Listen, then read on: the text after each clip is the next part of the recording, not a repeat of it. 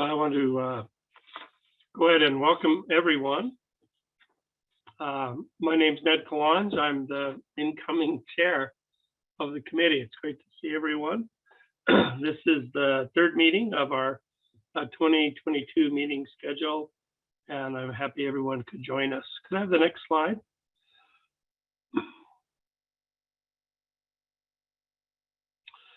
So after such a long absence, I'm so delighted to welcome back Dr. Scott Schoen to the committee in a new role. He is our new organizational representative for the Association of State and Territorial Health Officers. Since it's been so long, I thought I would remind you that he is the director of the North Carolina State Laboratory of Public Health. He's board certified high complexity clinical laboratory director, trained in molecular microbiology and immunology. He spent 9 years as the manager of the newborn screening laboratory for the state of New Jersey. During his tenure there, the program expanded its screening panel, upgraded the laboratory's information management system, installed and validated multiple pieces of new equipment, expanded molecular testing, increased efficiency and reduced costs through implementation of lean processes, and maintained essential services during multiple states of emergency. As a senior research public health analyst at RTI International, Dr. Schoen directed the clinical laboratory services and focused on newborn screening pilot studies, laboratory system evaluation, quality improvement, and technical assistance. In his current role, Dr. Schoen directs a team of over 200 administrative and technical staff in areas of newborn screening, clinical microbiology, clinical chemistry, environmental sciences, virology, serology, emergency laboratory preparedness and response, laboratory improvement, and quality assurance to ensure the successful delivery of laboratory services in North Carolina. He's a member of the Clinical and Laboratory Standards Institute, expert panel on newborn screening, a member of the editorial board for the International Journal of Neonatal Screening, and a member of the APHL Newborn Screening and Genetics and Public Health Committee. He recently completed a 5-year term as a committee member of the Federal Secretary of Health and Human Services Advisory Committee on Heritable Disorders in Newborns and Children. And Scott, I don't know if you want to provide us any words of wisdom or welcome in your new role. No, but thank you for having me back, and I appreciate all those kind words. Yeah, it's great to learn all that about you. So we look forward to continuing with you in a slightly different role. If we could, I'd like to move on to the roll call. Next slide, please. I want to make sure that there are new conflicts of interest to announce at the beginning of the meeting. So as I call your name, if you'll just say no, that will record no new conflicts. And I'm going to start with Camilla Mystery. No. And you're here. Thanks. And Kyle Brothers? Here. No. And I'm Ned Kalange. I have no additional conflicts of interest. Carla Cuthbert. No conflict, and I'm here.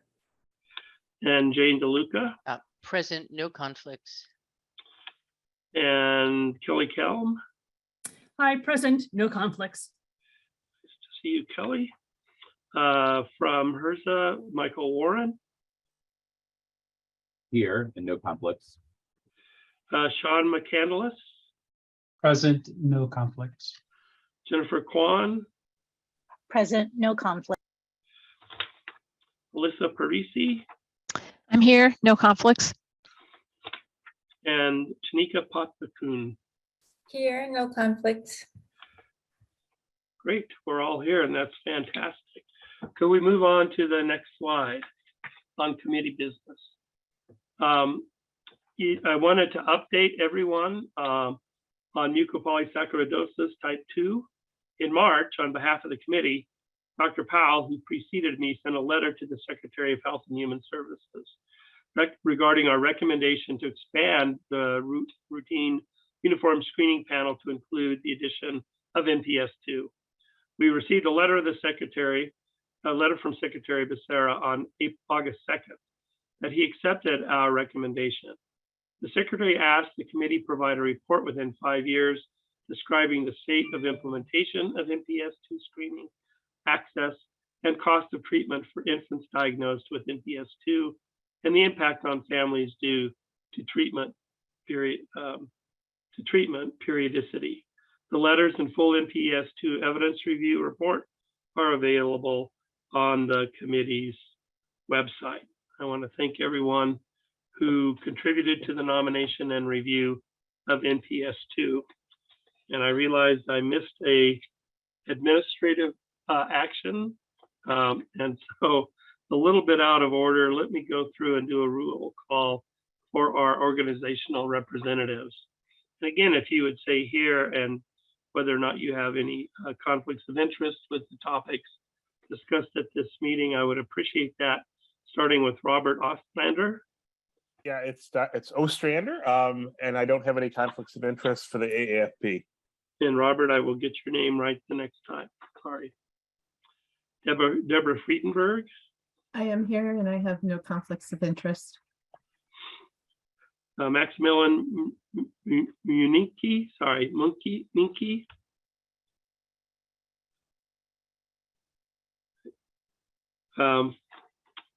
Stephen Ralston.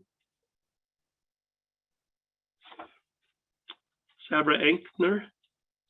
I here and no conflicts. Susan Tansley.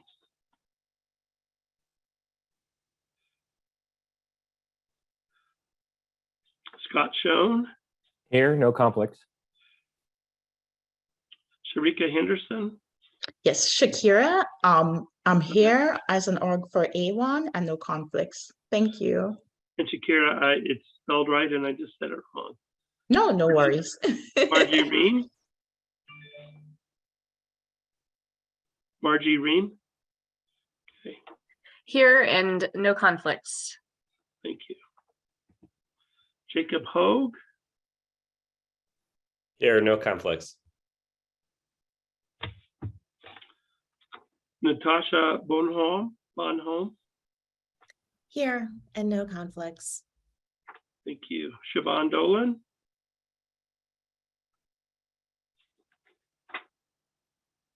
Kate Volkley. Here, no conflicts. And Gerald Berry.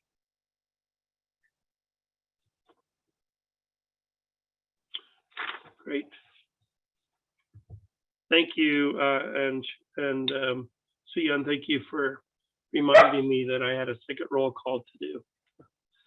All right, so can we move forward?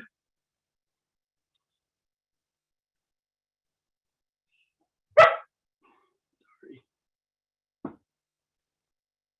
So then I also wanted to update the group on GAMP deficiency recommendation. At our May 2022 meeting, the committee voted in favor of recommending adding GAMP deficiency to the RUSP. Following the meeting, Dr. Powell sent a letter to Secretary Sarah with a recommendation from the committee. Committee members and organizational representatives received a copy of the letter in your briefing book, and for the public, a copy has been posted on our website. Please remember, of course, the secretary makes the final decision on whether to add or accept the committee's recommendation, and this also will be posted on the committee's website. Regarding updating congenital cytomegalovirus, as mentioned in our previous meeting in October 2021, the National CMV Foundation submitted a RUSP nomination package for CMV newborn screening, congenital CMV. The nomination and prioritization work group has completed its review and concluded the package had insufficient information to move the nomination forward. I have provided a letter to the nominators with information on what the committee would like to see to move forward, and this has also been posted on our website. Finally, for Duchenne muscular dystrophy, I want to inform the committee that on June 29th, Parent Project Muscular Dystrophy submitted a RUSP nomination package for Duchenne muscular dystrophy. HRSA is conducting the review for the completeness of the submitted package, and we will continue to update the committee on next steps. Thank you for all of your work on these issues. Next slide. In terms of capacity and prioritization, the committee had an initial discussion at our February meeting on its capacity to review multiple nominations per year. We mentioned that we intended to form a work group comprised of current and former committee members and other subject matter experts to look at the capacity of the committee and the newborn screening system, and to develop criteria and a process for prioritizing the review of the nominated conditions. We expect to stand up the work group and begin the work shortly after this meeting. And I will keep the committee apprised of the progress at future meetings. Next slide. I want to thank the committee members and the organizational representatives for reviewing our February 2022 meeting summary, and ask at this point, are there any additional corrections to the meeting summary before we vote to approve these?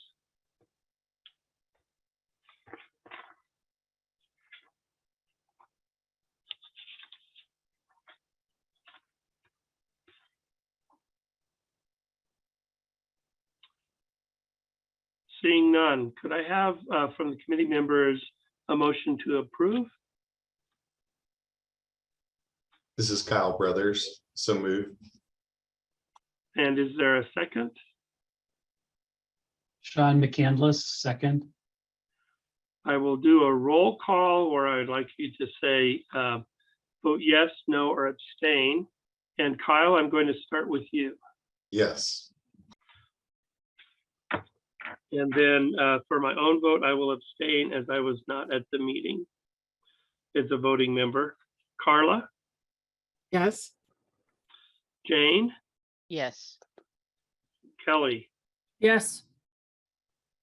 Jennifer, Yes. Sean, Yes. Camilla, Kamala, yes. Camilla, thank you. Melissa, Yes. Shanika, Yes. and Michael Warren. Yes. With that vote, to the meeting summary is approved. Thank you. Next slide. So what we'd like to do is give you just a heads up on what we're going to do today as far as the topics. We have asked for some experts to provide us an update and additional information on the infant formula shortage that we faced during the time of closed down production. We'll provide time for public comment, and then we've created a panel to discuss strengthening the newborn screening system. Next slide. Following the close of the full meeting, we're going to have work group meetings for education and training, follow-up and treatment, and the laboratory standards and procedures work group. And you can pick your work group and find out those links at achdncmeetings.org/workgroups. I want to appreciate, just put out a word of appreciation to the chairs of those work group committees for getting together and helping plan our sessions for today. I do want to point out that the time for those meetings will be 2 to 3:30 Eastern time. And again, the Zoom links are posted the work groups tab. This will be different from this meeting's Zoom address, and we'll provide further instructions for accessing those Zoom links again before we adjourn for the day. Next slide, please. For tomorrow, we will have an agenda that includes work group updates from the 3 work groups. We're going to have a phase 1 update for the Krabbe disease evidence review, and then a presentation on long-term follow-up for severe combined immunodeficiency and other newborn screening conditions as an update. Next slide.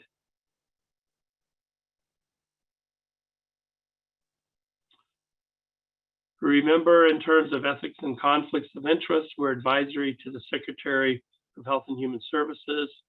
Any inquiries about the committee are welcome. When do you need to recuse if there are any matters likely to affect the financial interests of any organization with which you serve as an officer, director, trustee, or general partner, unless you are an employee of the organization or unless you have received a waiver from HHS authorizing you to participate. Next slide, please. Remember that all our meetings are open to the public. If the public wish to participate in the discussion, the procedures for doing so are published in the Federal Registry and announced like we are doing now at the opening of the meeting. The meeting notice in the Federal Register includes two options for public comments, either oral comments or written statements, and then either any further public participation are solely at the discretion of the chair and the DFO. Next slide, please. And that I can take these two slides. Yes, thank you. Sorry. All right, so I'm participating in this webinar meeting for members of the public. Reminder, audio will come through your computer speakers, so please make sure that you have them turned on. If you can't access the audio through your computer, you may dial into the meeting using the telephone number in the email with your Zoom link. This meeting will not have an all attendee chat feature, but we do have the public comment period scheduled later today. For community members and org reps, audio will come from your computer speakers as well. So, and you will be able to speak using your computer microphone. If you can't access them through your computer, you can dial into the meeting using that email with your user-specific Zoom link. Please speak clearly and remember to state your name first to ensure proper recording of the committee transcript and minutes. As a reminder, the chair will call on the committee members and then the organizational representatives. In order to better facilitate the discussion, the committee members and organizational representatives should use the raise hand feature. When you would like to make comments or ask questions, simply click on the participant icon and choose raise hand. Please note that depending on your device or operating system, this icon may be in a different location. To troubleshoot, please refer to the webinar instructions page in your briefing book. Next slide, please. And to enable closed captioning, please select the closed captioning icon on your Zoom taskbar. From the menu that appears, select Show Subtitles. And with that, I will turn things back over to Dr. Kolanch. Thanks, Shiyan, and I'm sorry to have stepped on your lines. I just wanted to make a few comments.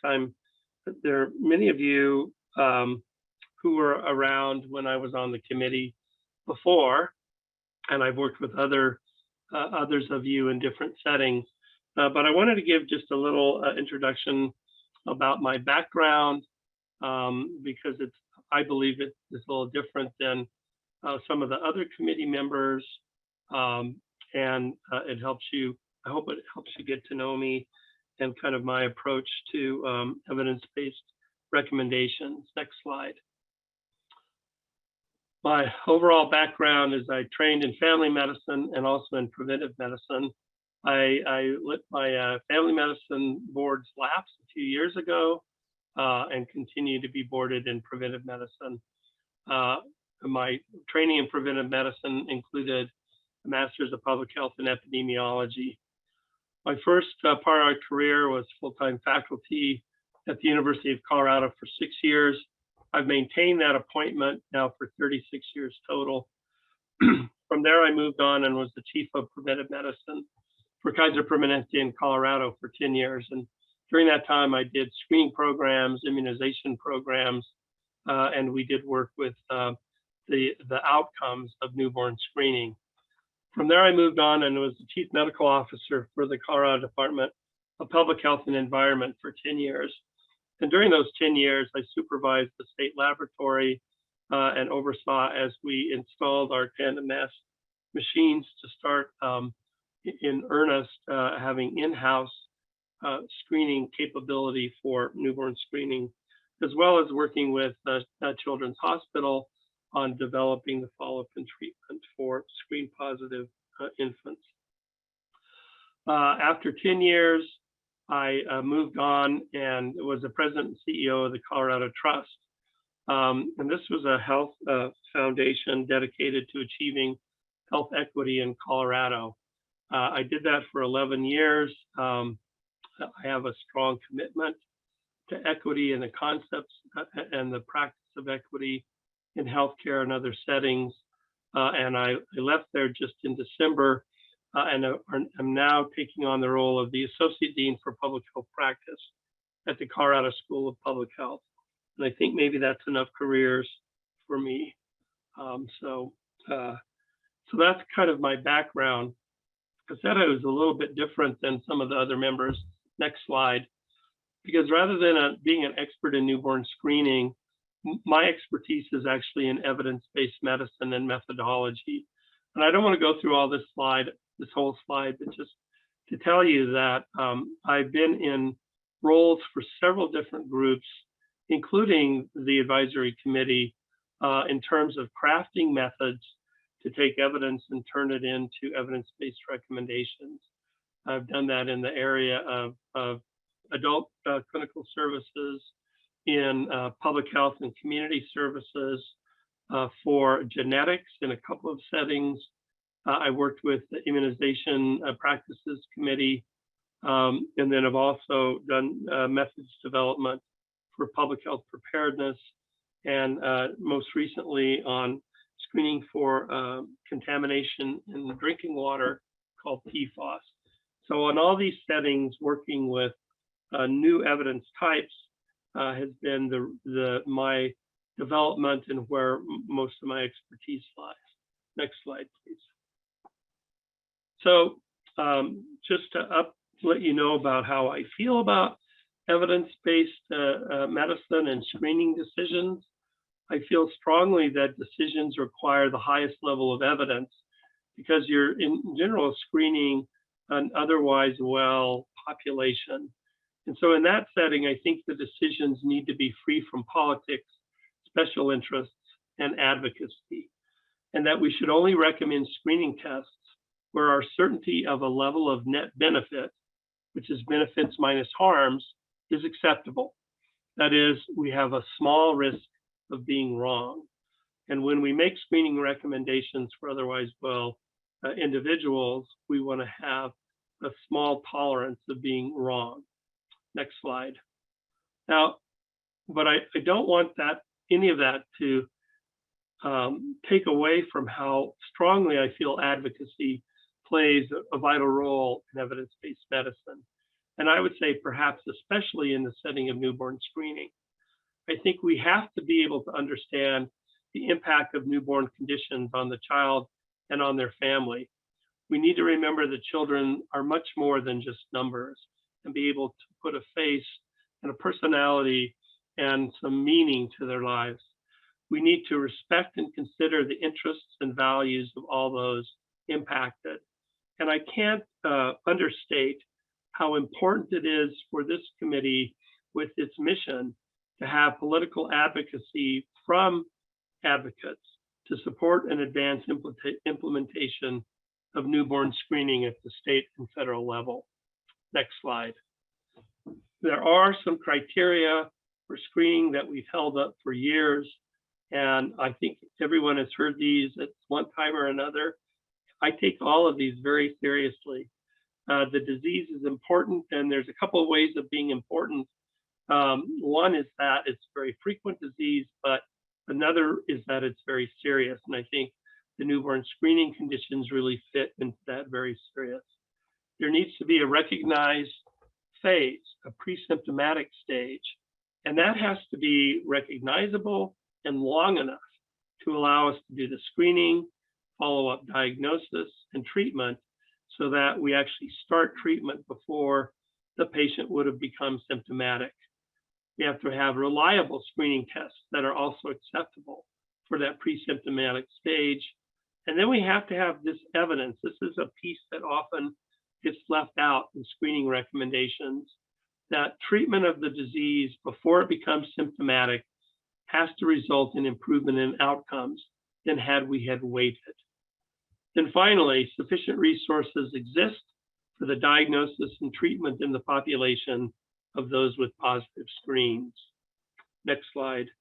I did write a paper with some friends of mine from the USPSTF where we tried to simplify this to the concept that if we implemented a screening program under the current conditions, would we have sufficient net benefit to justify starting or continuing the program given the level of resources required? Next slide. I always like to remind people that we always think about the benefits of screening, which is early detection improves outcomes. I have a slide here that reminds us that there are 5 things that can happen with the screening test, and 4 of them are not good. False negative tests lead to false reassurance and a delay in diagnosis of the treatable conditions. False positives can lead to unnecessary and potentially harmful diagnostic tests, unnecessary treatment, and labeling that follows the individual for their life. There could be overdiagnosis where the test is truly positive, but the disease would not manifest itself or progress, and treatment is unnecessary. And then finally, there's no benefit from detecting the disease early. And people would say, well, why is that bad? And it's because it diverts resources from effective services at a time when we are really wrestling with resource scarcity. Finally, there may be harms intrinsic to the test itself, which I think is more true in screening with radiation and other settings. But these are things to keep in mind that we try to balance and that I feel are important to balance in making our decisions. Next slide. Finally, in working for the national academies, we had the PFAS study forced us to make decisions under significant scientific uncertainty. And so we came up with a framework, and I actually think this isn't a bad framework to keep in mind even when we feel we're certain, that we need to keep in mind proportionality, where we balance plausible harms and benefits proportionally, because we might not have the measurements exactly on benefits and harms. Can we think about how they relate to each other? The next principle is justice. They should balance these harms and benefits fairly across all individuals, promoting health equity and respecting human rights. Autonomy means the decisions need to incorporate informed decision-making for individuals and respect their values. In an opt-out setting or newborn screening, we have made a decision that autonomy, that screening takes a little bit more of a precedence over autonomy, and we should always think about where that fits within the screening scenario. Feasibility means we have to account for resource availability, including follow-up services. And then finally, recognize that information changes over time. And so the concept of adaptability means that you should respond to new information about harms, benefits, and other relevant considerations, including health equity and feasibility. And I think about adaptability when we re-look at Krabbe disease, which we have looked at in the past. So I wanted to give you a little feel about my background, my areas of passion around evidence-based medicine, and a little bit of thinking about my philosophy about how I approach the work and how I look forward to working with the committee over my term of service. And I think that's all I have. And I thank you and will welcome questions as we move forward.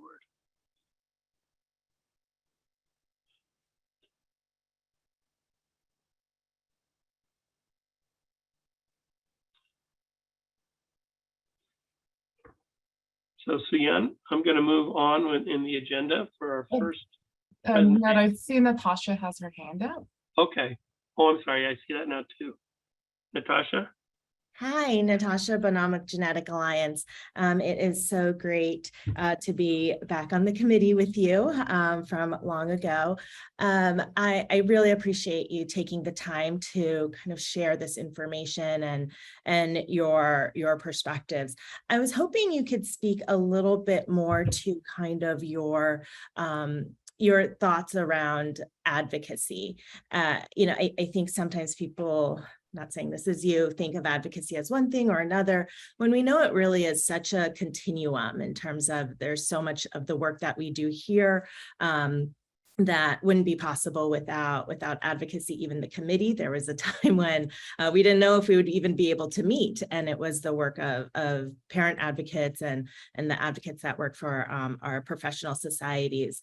And so I just thought you could speak a little bit more to that in terms of that role and that place, and just to get a bit of clarity around that.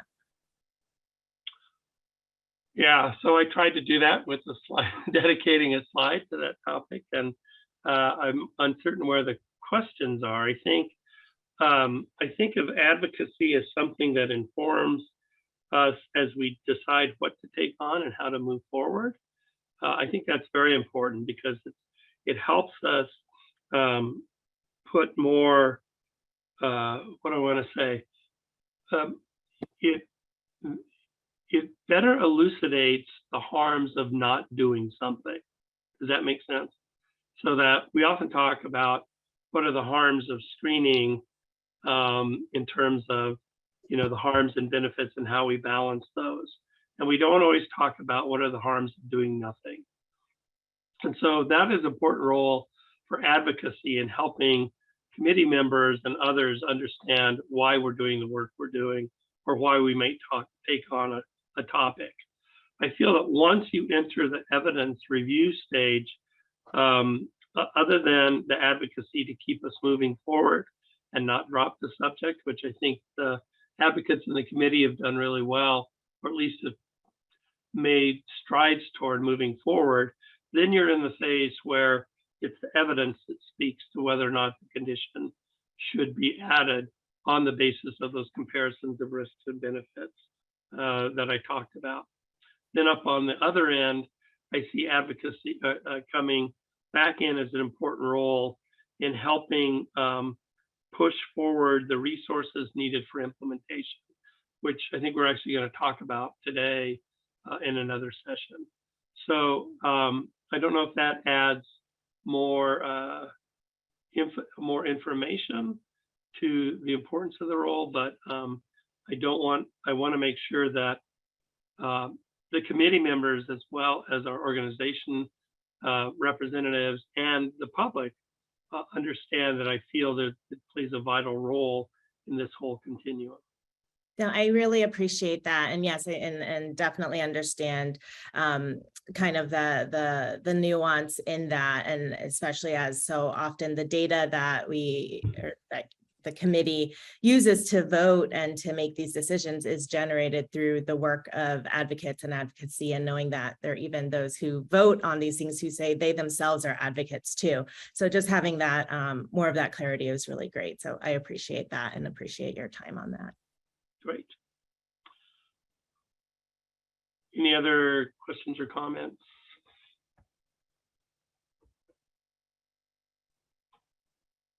So our first session for the meeting, other than kind of those background issues, is to talk about the infant formula shortage in terms of what we've seen with supply chain issues from the pandemic and this major formula recall, closing down of one of the production facilities back in February. We faced and responded to infant shortage across the country. This has had impact on infants who are formula fed and those with metabolic conditions of all ages who are dependent on metabolic formulas. We've asked a panel of presenters from different perspectives to share their experiences and lessons learned on the impact on the infants and the inborn errors of metabolism community, our response to the shortage, what worked well and what didn't work, and how to better prepare as a system to prevent or respond to similar situations in the future. Our first presentation is Dr. Susan Berry, representing the American Academy of Pediatrics.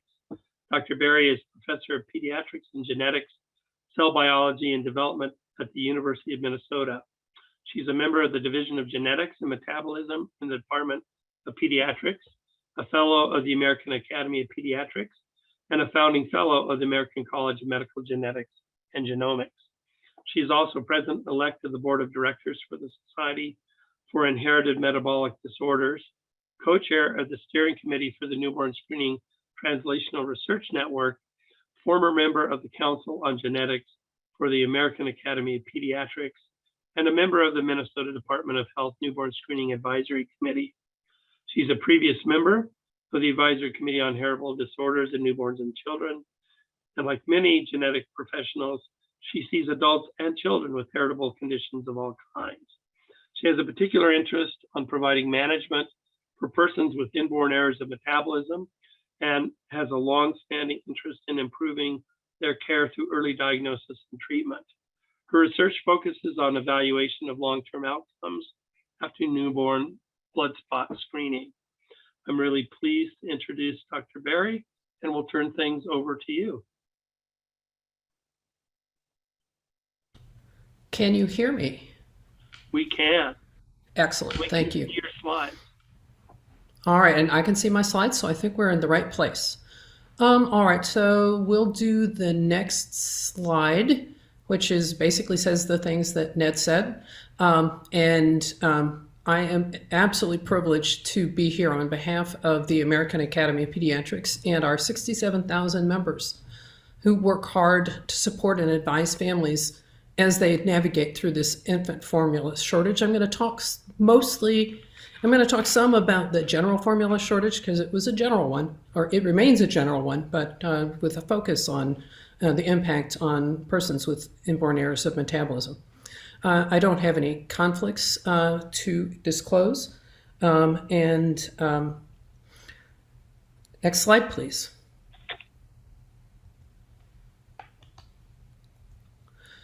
All right, so just a brief reminder, this issue was precipitated by the recall of select Abbott nutrition formulas.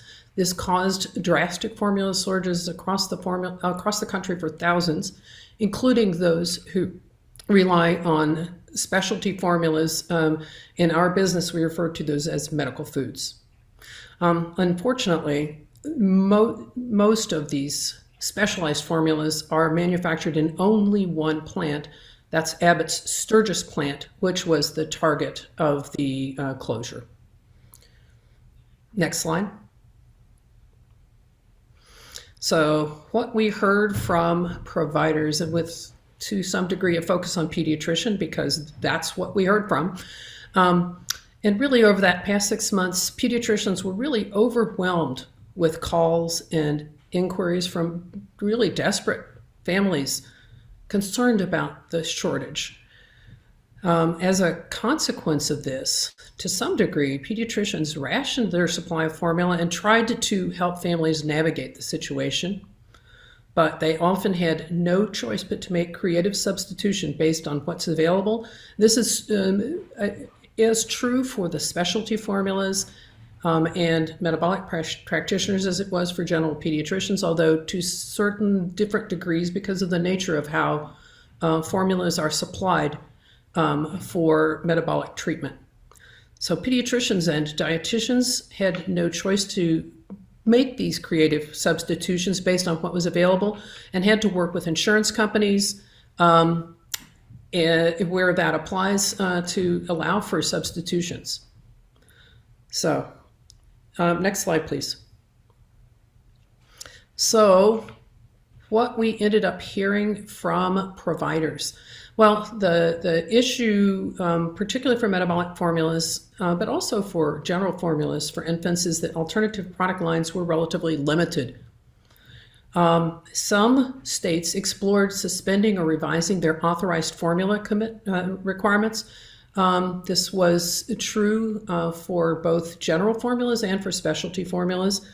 Different states, there's basically two strategies by which states provide, two strategies by which formulas are provided. In some states, they're provided by the state or through an organization that's state-related. In others, they're a direct responsibility of the insurance system and often supplied as durable medical equipment, or DME. The severity of shortage and level concern really varied quite a bit by location, depending to some degree on how people maintain supplies in either of these venues, either as durable medical equipment, so companies that retained those equipments, in this case the medical formulas, or what stockpiles were in states for formulas. One example was provided by our colleagues from Texas, where they reviewed all the inborn errors of metabolism formulas, had crosswalks to other formulas by other manufacturers that weren't in the shortage, and then were appropriate for the given conditions. So they suspended their authorized formulas and opened it to any available formula that was appropriate for the condition. And that, to some degree, ameliorated some of the issues that individuals would experience from the formula shortage for inborn errors. But and in all cases, the supply lines were strained. Next slide. There were tremendous impacts on children and families, of course, and there were really concerns and even desperation regarding infant health, nutrition, and well-being. And this isn't just infant children, it's other affected individuals as well. Formulas persist throughout life for many of these conditions, so the concern and worry was extended well beyond the idea of infant formula. Infant hospitalizations in the general population actually occurred because of weight loss and dehydration, because families took up homemade formulas and dilution. These were very dangerous alternatives. So it was very important that that be widely publicized as dangerous and not useful. Now, particularly, for example, for kids with PKU or MSUD, amino acid modified formula is essential to their care. As all of you have heard for many years from me, because this has been one of my elements of advocacy, and I am an advocate in this point, the provision of medical foods is a responsibility that is fundamental to the good care of the children we identify by newborn screening, and some of the critical formulas like Phenex and Ketonex were in short supply as they were manufactured at the Sturgis plant.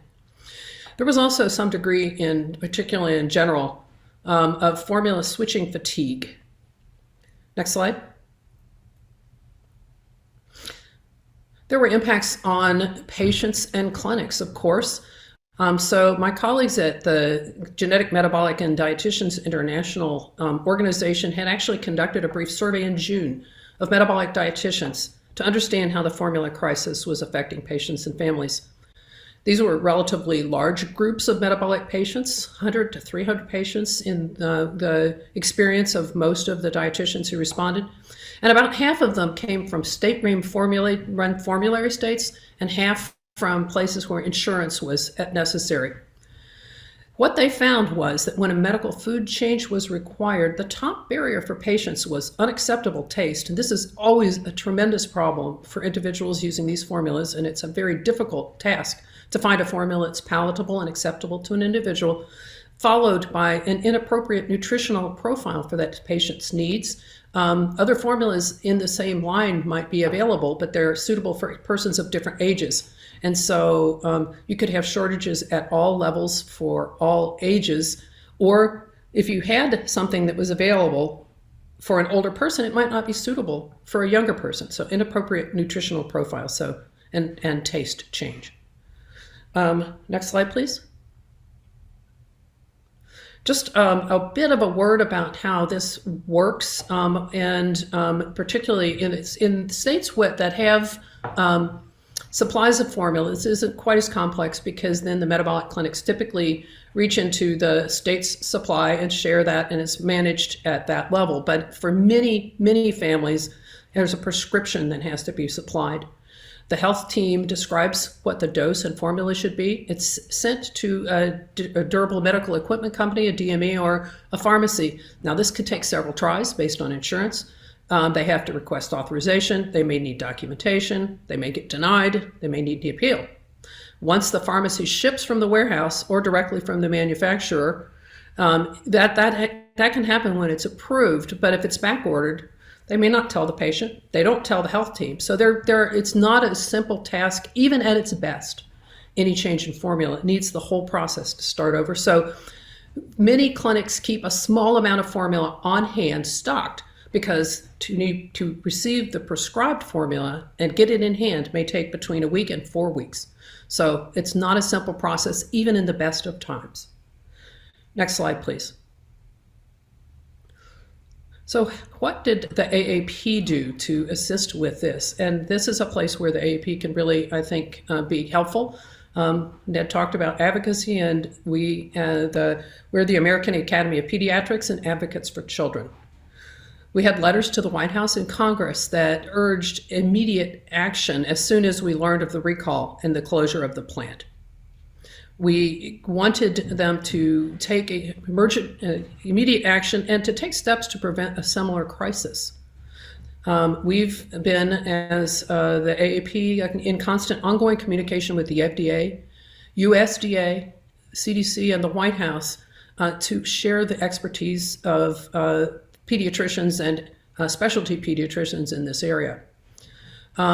Members from the AAP and the North American Society for Pediatric Gastroenterology, Hepatology, and Nutrition, or NASPGHAN, actually presented at a White House, USDA, HHS, FDA briefing on the infant formula issue in June, and partnered in August to brief the healthcare provider community with a particular focus on imported formula. We'll touch on that later.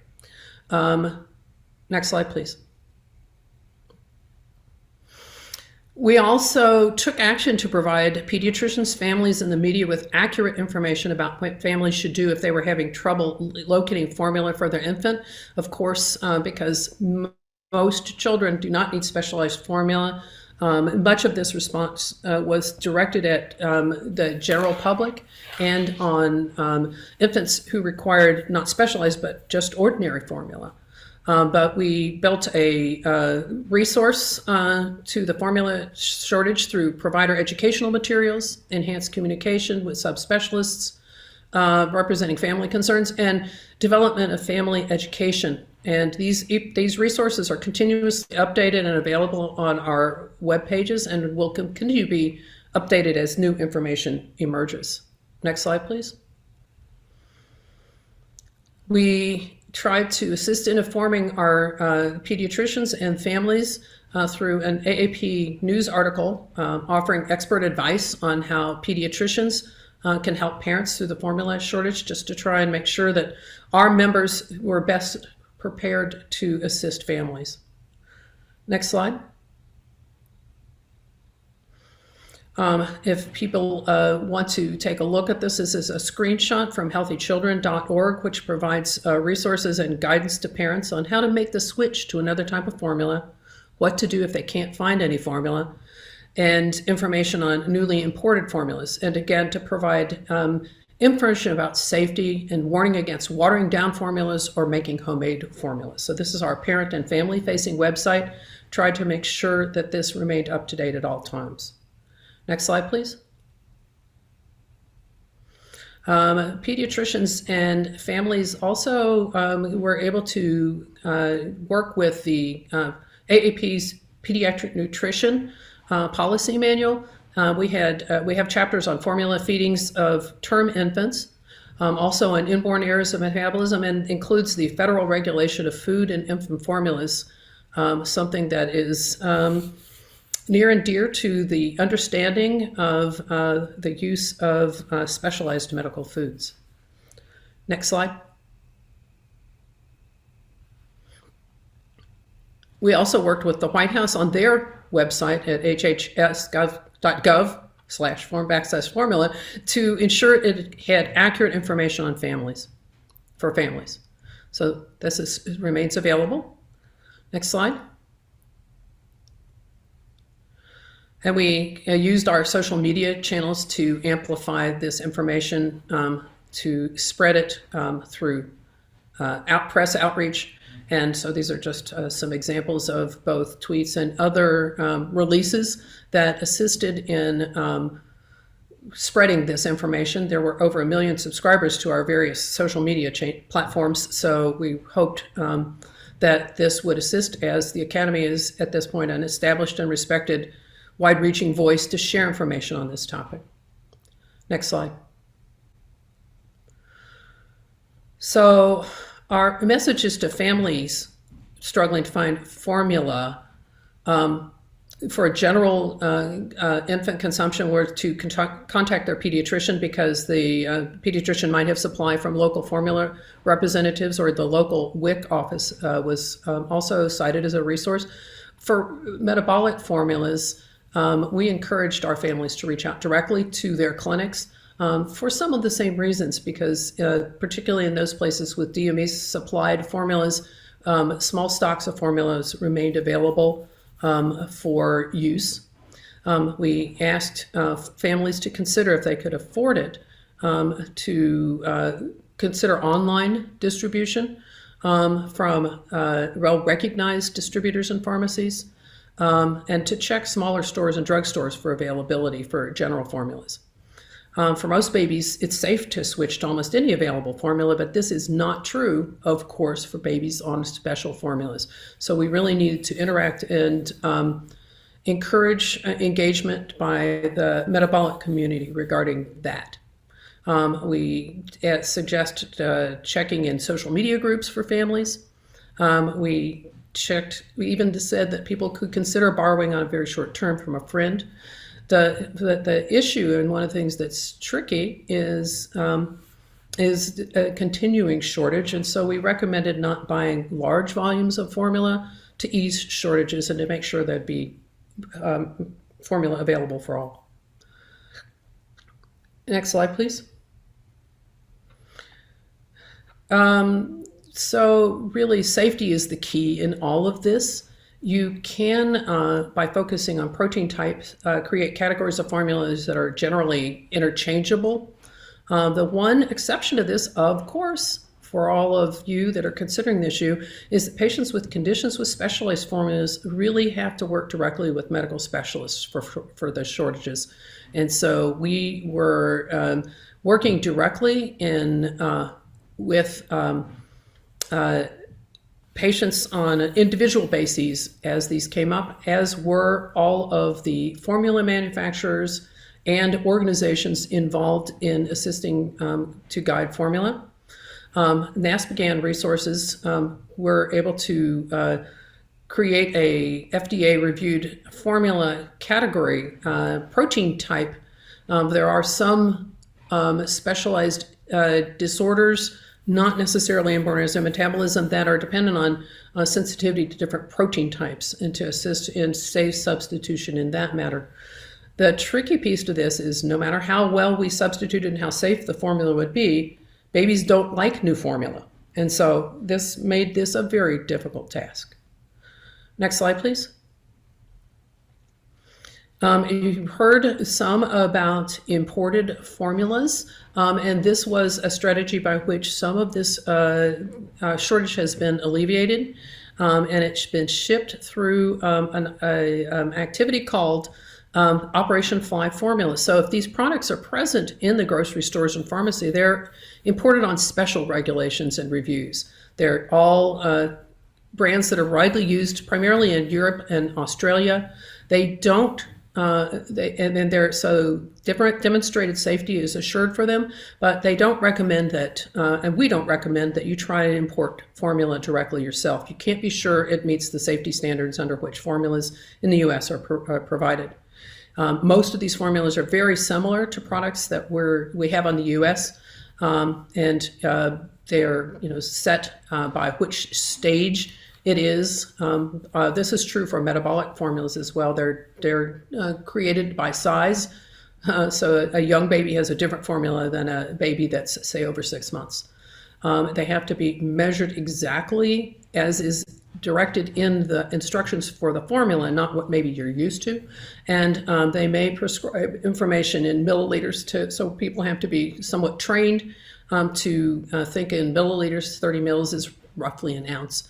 And so they may have different words, but they still provide the safe formula availability. Next slide, please.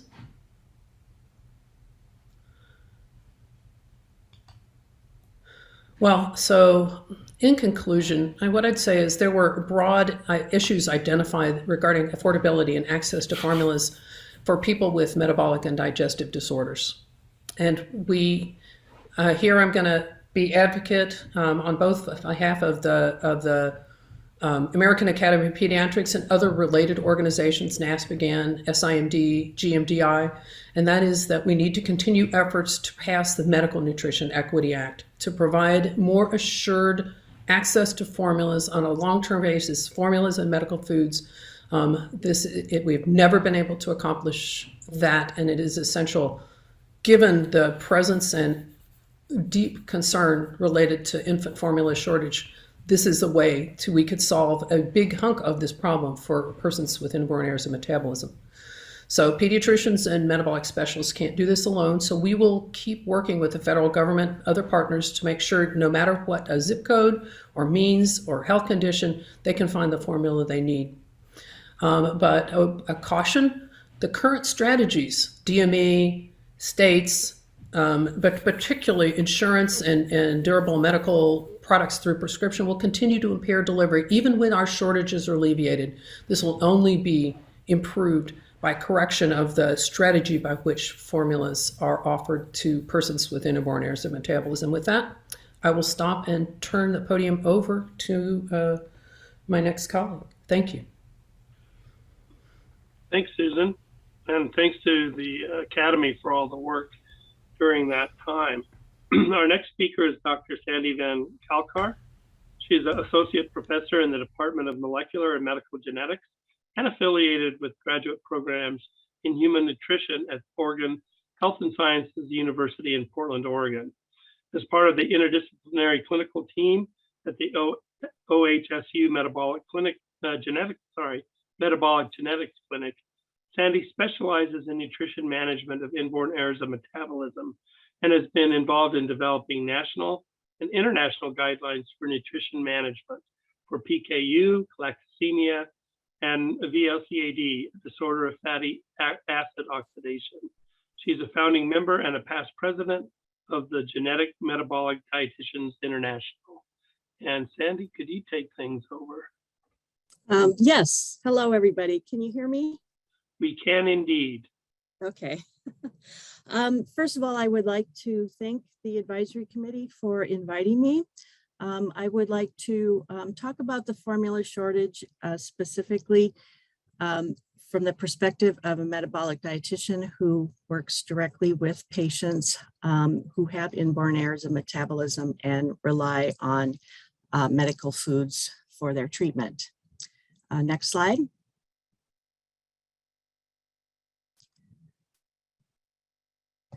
I will just talk about the landscape of medical food distribution in this country, how our program in Oregon works, and how we adjusted to the shortage complications that were associated with the formula shortage, and then just some comments from my end. Next slide. So as Susan said, medical formulas are essential for treatment of inborn errors of metabolism. They eliminate or limit offending substrates to normalize metabolism and to prevent adverse health effects. Probably the disorder that most people are familiar with is phenylketonuria or PKU. Use of these medical formulas can prevent severe cognitive impairment and allow these individuals to lead healthy, normal lives. These formulas are a major source of energy, protein, vitamins, minerals in the diet. And I want to emphasize that these formulas typically are required for life. So we start a patient often within the first couple weeks of life after the diagnosis is confirmed following newborn screening. And again, many of these formulas and this treatment is required through adulthood. Next slide. So I just wanted to give you an idea of the medical food landscape prior to the shortages. This has always been a complicated process, and primarily because coverage and availability varies widely between the states. Some states do not include all inborn errors of metabolism disorders in their programs. Some states have age restrictions and will not cover medical food for adults.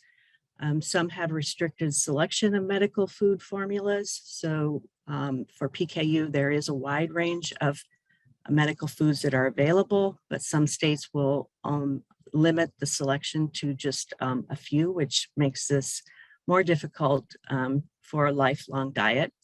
And then limited financial coverage for many is a large problem, has been and will, I believe, continue to be an issue that needs to be addressed after these shortages are over. Next slide. Okay, wanted to talk a little bit about the formula program in Oregon. I'm probably biased, but I do believe that our program works well in our state. We're the only clinic that treats inborn errors in Oregon, and so we have pretty much sole control over purchasing, distribution, and financial issues for inborn errors in the state. We cover all ages and all disorders that require medical foods.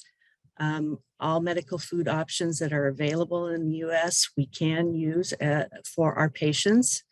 We have mandated insurance coverage, and with the Medicaid expansion, which we call the Oregon Health Plan, we're able to cover almost all of the patients in our state who require these formulas. We also distribute low protein modified foods as well as the formulas to provide a better mix of products required for treatment. And we also have wide discretion for prescription of these products. Next slide. However, despite these advantages, we do have issues, especially coverage for adults, coverage for out-of-state patients. We see a lot of patients from Southern Washington, and our ability to cover those patients is much more limited than what we can do for patients from Oregon. And then I call them loopholes, but we do have issues with coverage, especially for individuals with self-funded insurance or insurance companies that are located out of the state. Next slide. So I just want to give you a kind of a timeline of the medical food shortages. This started in February when Abbott needed to close their plant. Because of that shortage, all of the patients who we prescribed Abbott formulas for needed to change to products from other companies. I would say it took about a month before we started to see effects of this. But because of changing all the patients who took Abbott formulas to products from other companies, there were significant back orders for many of the products from all of the companies that distribute formulas for inborn errors of metabolism in the US. Next slide. I would say that we're beginning to see some improvements. Abbott has restarted production. The other medical food companies have been able to increase their production, but we are still facing significant shortages. I predict it's going to be at least several months before we work our way through this, but it is something that we need to consider and work to prevent this from happening in the future. Next slide.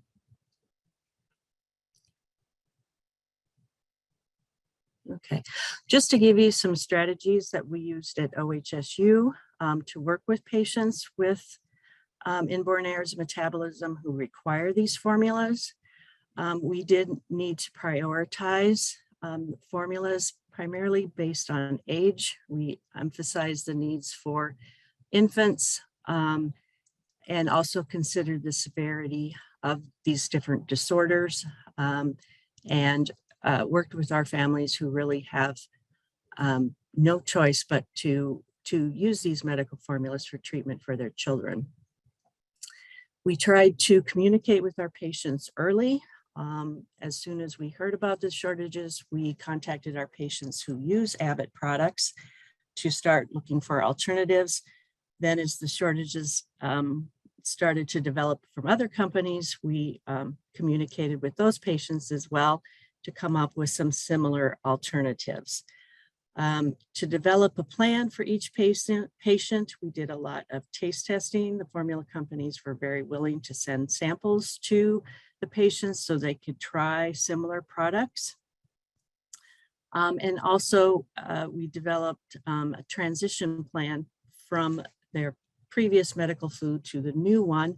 That slow transition of decreasing their current medical food to a new one really improved the acceptance of a new medical food for many of these patients. And then we also worked to identify needs for patients with inborn errors that were likely to require emergency care, trying to assure that we did have sufficient supply for any inpatient admission. Next slide.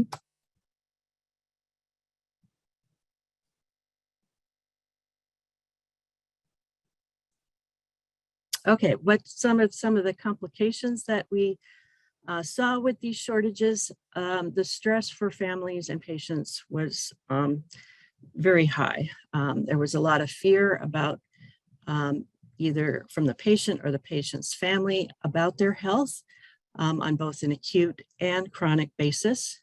Next slide. With inadequate formula intake for some of these patients, we had to limit the amount of formula that we prescribed.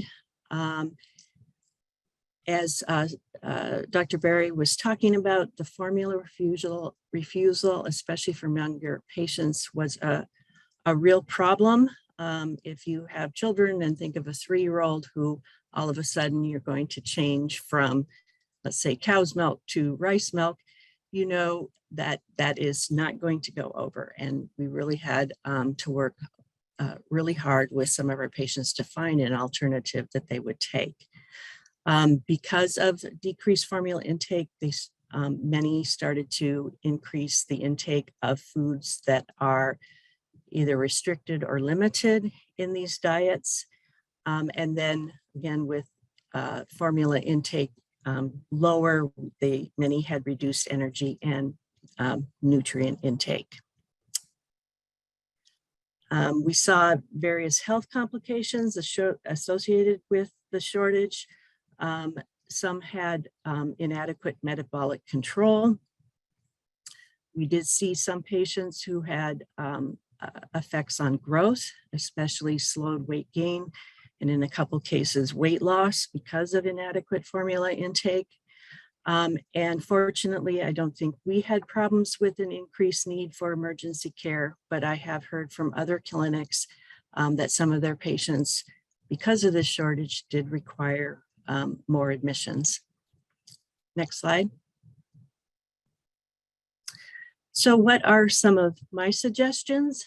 I think we need to clarify the definition of medical foods. We have a definition, but it's quite broad. I think we need to do a better job of considering the medical necessity of these formulas and also consider the economic value of these products. It's difficult to get insurance coverage for medical foods. In many cases, however, medical food and a diet on an economic basis is much less than some of the medications that we have a much easier time getting covered by insurance.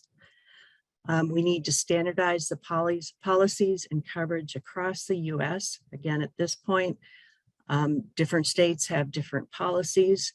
I really encourage the passage of the Medical Nutrition Equity Act. I have the numbers here from the House and Senate bills.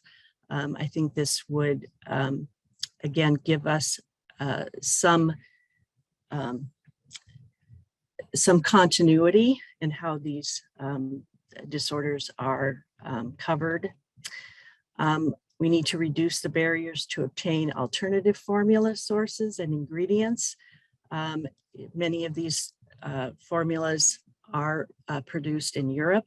And so the ability to increase access to formulas from other countries is important for us to be able to keep our supply adequate. With that, I would also I think we need to establish emergency policies. The inborn error of metabolism community, government agencies, and formula producers.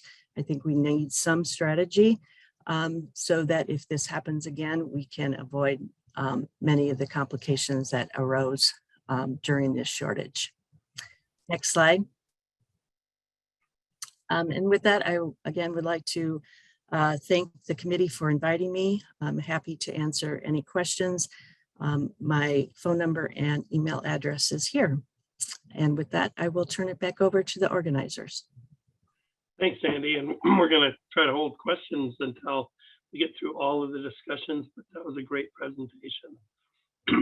I'd like to now turn to Sarah Chamberlain, who is the Executive Director of National PKU News and the parent of two daughters, one with PKU, born in 2013. She has a degree in English from Wesleyan University and studied nonprofit management as a Jane Addams Fellow at the Indiana University Center on Philanthropy.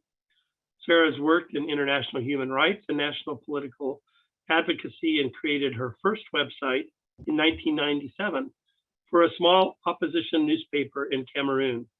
She has continued to leverage technology to support advocacy work ever since.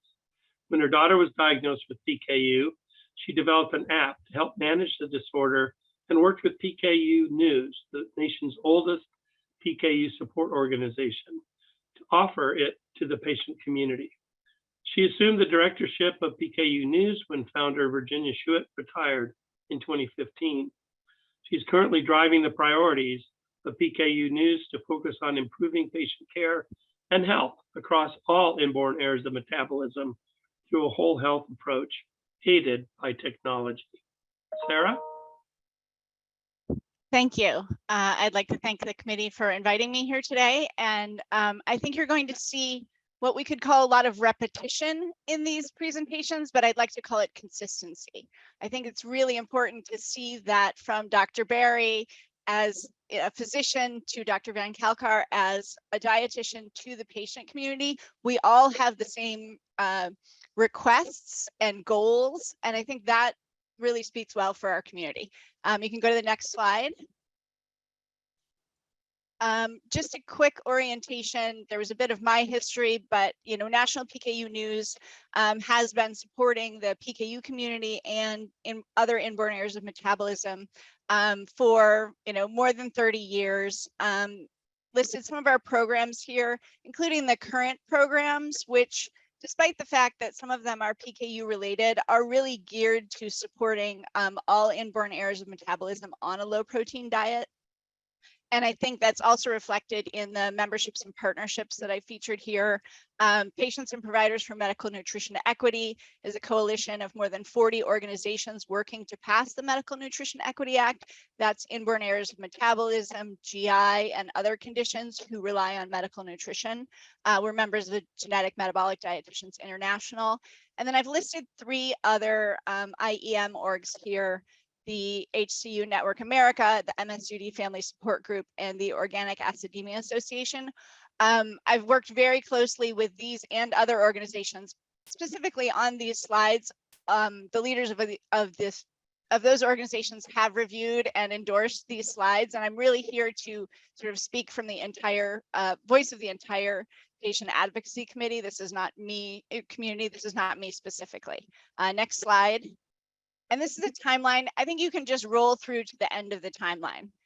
because we've gone through most of it and that's the end. So I want to highlight a couple things. The previous panelists have talked about the quick response of physicians and dietitians and the patient community to respond to this. Dr. Ronnie Singh and the Southeast Regional Genetics Network had a meeting on March 11th to discuss this, and Dr. Karen Dolans and I were tasked with managing the response for the patient advocacy organizations. And so our first effort was to launch metabolicformula.org, which I urge you all to go look at.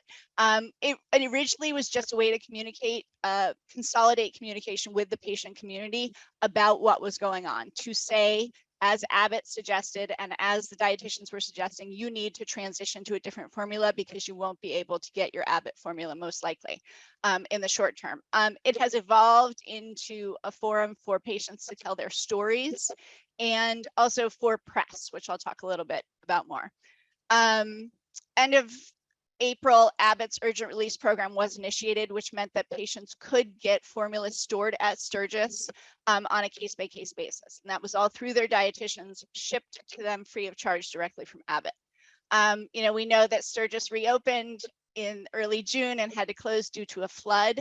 I want to highlight, because we've talked a little bit about DMEs and the struggles that patients face in getting coverage or either access to their formula.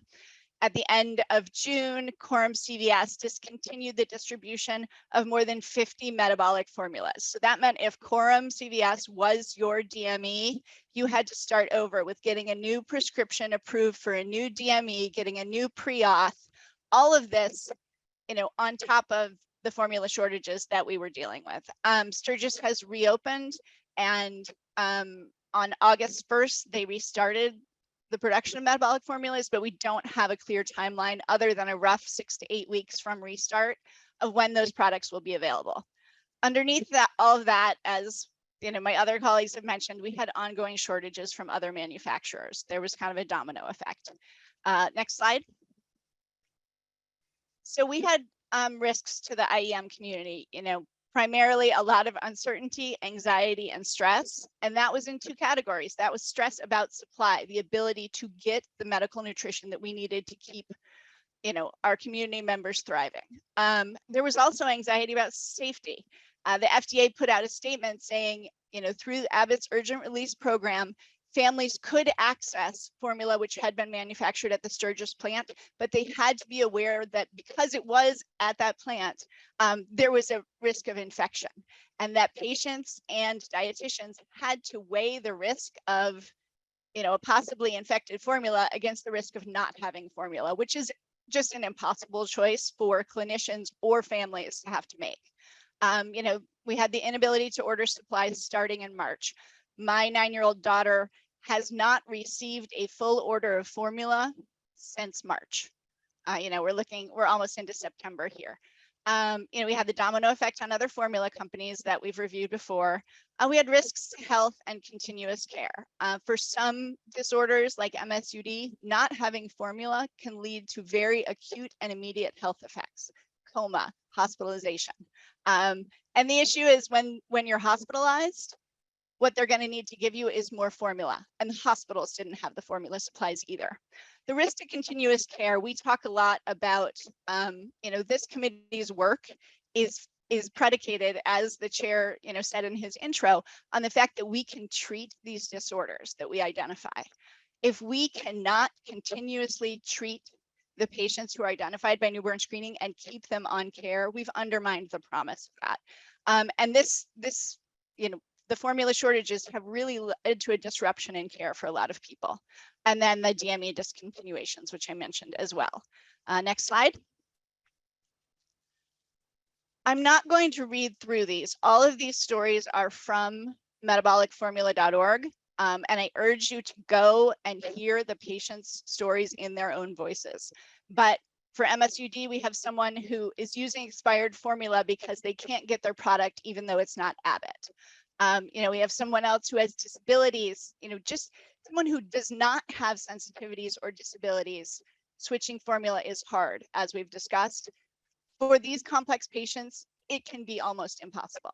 And then this quote about a 9-year-old with MSUD having to face the fact that he could be hospitalized or die because of this formula shortage, which frankly he's hearing about on the news. He may be hearing about a baby formula shortage, but he knows it has real life impacts for him. And so families are managing that. Next slide. For organic acidemias, these formulas are often the majority, if not, the sole source of nutrition. And again, you have people unable to switch due to taste or tolerance issues. Sometimes it's not the correct nutritional profile, as we heard. And then there's the red tape. Even if you can find a formula that you want, you have to get, the insurance company has to approve it. You have to get the DME to deliver it, etc. Next slide. For homocystinuria, there are only about 10 formulas for HCU, and these shortages knocked out half of those. So just because there were other formulas available did not mean they were, the 5 remaining were appropriate for these patients. Next slide. And for PKU, again, we have real issues with the ability to switch formulas. And we've talked a lot about babies not wanting to switch formula. At least half, if not 2/3 of the PKU population is over 18, and they have been drinking these formulas. In some cases, people have been drinking Phenex since 6 days of age, and they're now 35. And that, for my daughter, when she is out of sorts, when she is unbalanced, she says, I need my milk, because she knows that it provides the nutrients that she needs and it sets her straight. And so we are, people who've been doing that their whole lives and are in their 30s and 40s are imbalanced in a really dramatic way through these shortages. And I think the last quote here is really important, because we in the PKU community, 50% of the people who've been identified by newborn screening are off diet. They are not under care. And a lot of that is because coverage for medical nutrition and the ability to access medical nutrition is incredibly difficult. That is unacceptable. That the work of this committee is to identify and lead to the treatment of these disorders, and we've lost half our population to care so far. So the idea that this formula shortage could disrupt someone's ability to stay on formula and a college-age son would give up is incredibly frightening to us in the patient community. Next slide. Now that we've talked about the anxiety and the stress, we've also had a lot of positive outcomes from this. There's greater awareness within and outside the community. There's increased collaboration among the families. I have the gray market sustains us. I mentioned my daughter hadn't had, our DME had not delivered a shipment since March. We've gotten 2 cans of 15 sporadically, I think twice since March. But she has survived, and literally survived. This is 70% of her nutrition on samples, on cans that were opened by another family but weren't palatable to that family, and they knew that we needed it and they sent it to us. And I'm doing the same thing. If I get a sample that doesn't work for my child, I'm mailing out 2 packets, even if that's 2/3 of a day of supply. We are all sharing it among us. Again, hopefully the organizations who are here today and who can speak in the comment section will show that we've really bonded together. We've also worked with GMDI and with other organizations across the industry or across the community to really work together. We've had great collaboration with our clinicians. I think both my colleagues before talked about the incredible burden on dietitians and on doctors to supply their families with formula. They also have a lot of red tape that they're going through. And so I think, we've all sort of, for better or for worse, bonded in this experience. Industry's also been very supportive. They have been trying to supply formula however they can. I think there are some, issues we can all talk about with sort of consolidation and the ability to actually supply that. But I will say we have seen some pretty good collaboration. And then lastly, with government agencies, the ongoing conversations that Dr. Berry talked about with HHS and FDA, we've been having those as well. They have specific stakeholder meetings for metabolic families and advocacy organizations, which has been incredibly helpful. We need to keep those channels open. PKU and MSUD have been on the news more in the last 6 months than in the last, 6 years, at least. People are maybe starting to begin to understand, the value of the white powder in cans. And I'm hopeful we can move that forward to an understanding of medical nutrition that our community needs for the most part lifelong. We've had some attention from Congress, including I testified in front of the Appropriations Subcommittee on Agriculture and FDA, and I was the parent representative on that. There was one parent representative, and all I talked about was metabolics.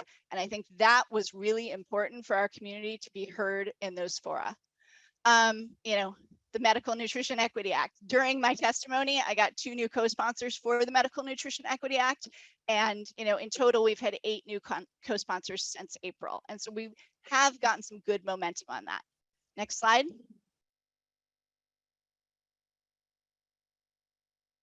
I think a lot of these things have been talked about for the general baby formula shortage, and they sort of doubly apply for our community.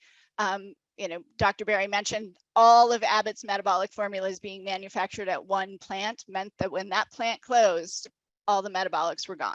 So whether it's consolidation of just a few companies or consolidation of locations, I think we need to recognize the risk and find solutions to alleviate that. Connections and communications are key is a pretty bland statement. I think what that should say is we need to keep these communication channels open. Now that we have started these conversations with the FDA, with HHS about the structure of formula reimbursement, access, supply, we need to keep those channels open. And that's to hopefully, as both other panelists said, make changes to how we supply, access, regulate, and reimburse medical nutrition. Because again, we need to make sure that if a disorder is identified, and we do as a country have the resources to treat it, we have a responsibility to do so. And then we need to think creatively to avert future shortages. A national formula stockpile has been rolled around a lot for so many reasons. It is not, it is not practical. But we need to look at these very acute conditions and how they are treated by medical nutrition. Is there a possibility that for certain conditions we could have something we won't call a stockpile, but would allow us quicker access and wouldn't create these great shortages. And then I think, talk about opportunities for pre-approval for imports that Dr. Van Kalkar talked about. A lot of these are coming from Europe, and the need for pre-approval, the need for fly formula had to bubble up from the patients and medical community to the regulators, to the decision makers. And maybe we should look at, now that we understand that situation, open those pathways now. So if we run into a situation like this, it doesn't take 4 months for that information, to get to the decision makers. Next slide. All of us are ending with plugging the Medical Nutrition Equity Act. The supply of access will not, the crisis of access for our community will not resolve when supply resumes, because tens of thousands of Americans cannot afford their medical nutrition because of the, loopholes, or because of the uneven and often discriminatory state laws, which really do not provide sufficient coverage for medical nutrition. Medical Nutrition Equity Act will work towards alleviating those issues. It's not going to solve everything, but it's a big step in the right direction. The coverage is already in there under TRICARE. We've seen evidence that it works, and we just need to expand that to the rest of the community. Next slide. I think that's the end. I urge you to visit metabolicformula.org, read the press, read the stories of the patients in their own voices. Nutritionequity.org, again, has stories of people who need medical nutrition coverage. I'm happy to take any questions at my email address, or that info@metabolicformula.org goes to myself and Dr. Karen Dolans of the MSUD Family Support Group. And we can farm out questions to other organizations as well if they're specific to those disorders. thank you again for inviting me, and I'm happy to take questions during the discussion period. Thanks so much, Sarah. Not very nice presentation and greatly appreciated. Our last speaker is Kathy Stagney. She is the mother of a 33-year-old daughter diagnosed at 4 days of age with propionic acidemia, an inborn error of metabolism. From that moment, Kathy made it her mission to advocate for her daughter as well as for others affected by similar life-threatening disorders. 25 years ago, Kathy assumed leadership of the Organic Acidemia Association as its executive director. The OAA is a 501c3 nonprofit volunteer parent and professional support group that binds together thousands of people affected with metabolic disorders through its social media presence, printed newsletters, research fundraising, expanded newborn screening advocacy, and international conferences held every 2 years. Kathy was appointed to the Minnesota Department of Health Newborn Screening Advisory Committee in 1999 as a parent advocate and later as co-chair. Kathy currently remains a member of the committee. Kathy testified to the Minnesota legislature in March of 2003, which the legislature later approved expanded newborn screening for inherited disorders in the state of Minnesota, including many of those represented by the OAA. So Kathy, I turn things over to you. Thanks again for inviting me and the other support groups. I don't have a formal presentation. I was kind of looped in with Sarah's presentation, and I just wanted to offer my expertise as a parent. I have a 33-year-old daughter with an organic acidemia called propionic acidemia. Her total nutrition is these metabolic formulas. And so as a parent, I can speak about myself as well as the families and in the Organic Acidemia Association, that this was a terrifying time. I have never experienced, where we didn't have access to formula. Of course, this is total nutrition for a lot of our families, and switching formulas can be very difficult. I know, speaking for myself and my daughter, she has been unable to tolerate switching formulas in the past. So for my family, I did have a stockpile. I think you learn after years that you just try to stockpile these formulas. And we never thought that something like this could happen. And really, honestly, we just hope it never happens again, because our families had a lot of challenges with switching formulas. Some of our children can even have seizures and other medical complications from not, from switching to different formulas. I can say that I thought that the communication to our families from the dietitians and the GMDI and what Sarah spoke about was excellent. I think they came to the support groups. We were able to communicate. I think that was, a comfort for our families to know that there was seemed to be organized efforts going on to make sure our formulas were being met, as far as changing if need be. A lot of our families, if they have extra formula, they tend to share, like Sarah had mentioned too. If somebody have extra formulas, we saw a lot of that going on. Our organization helps pay for postage. Somebody needs formula, and we do that a lot, even internationally.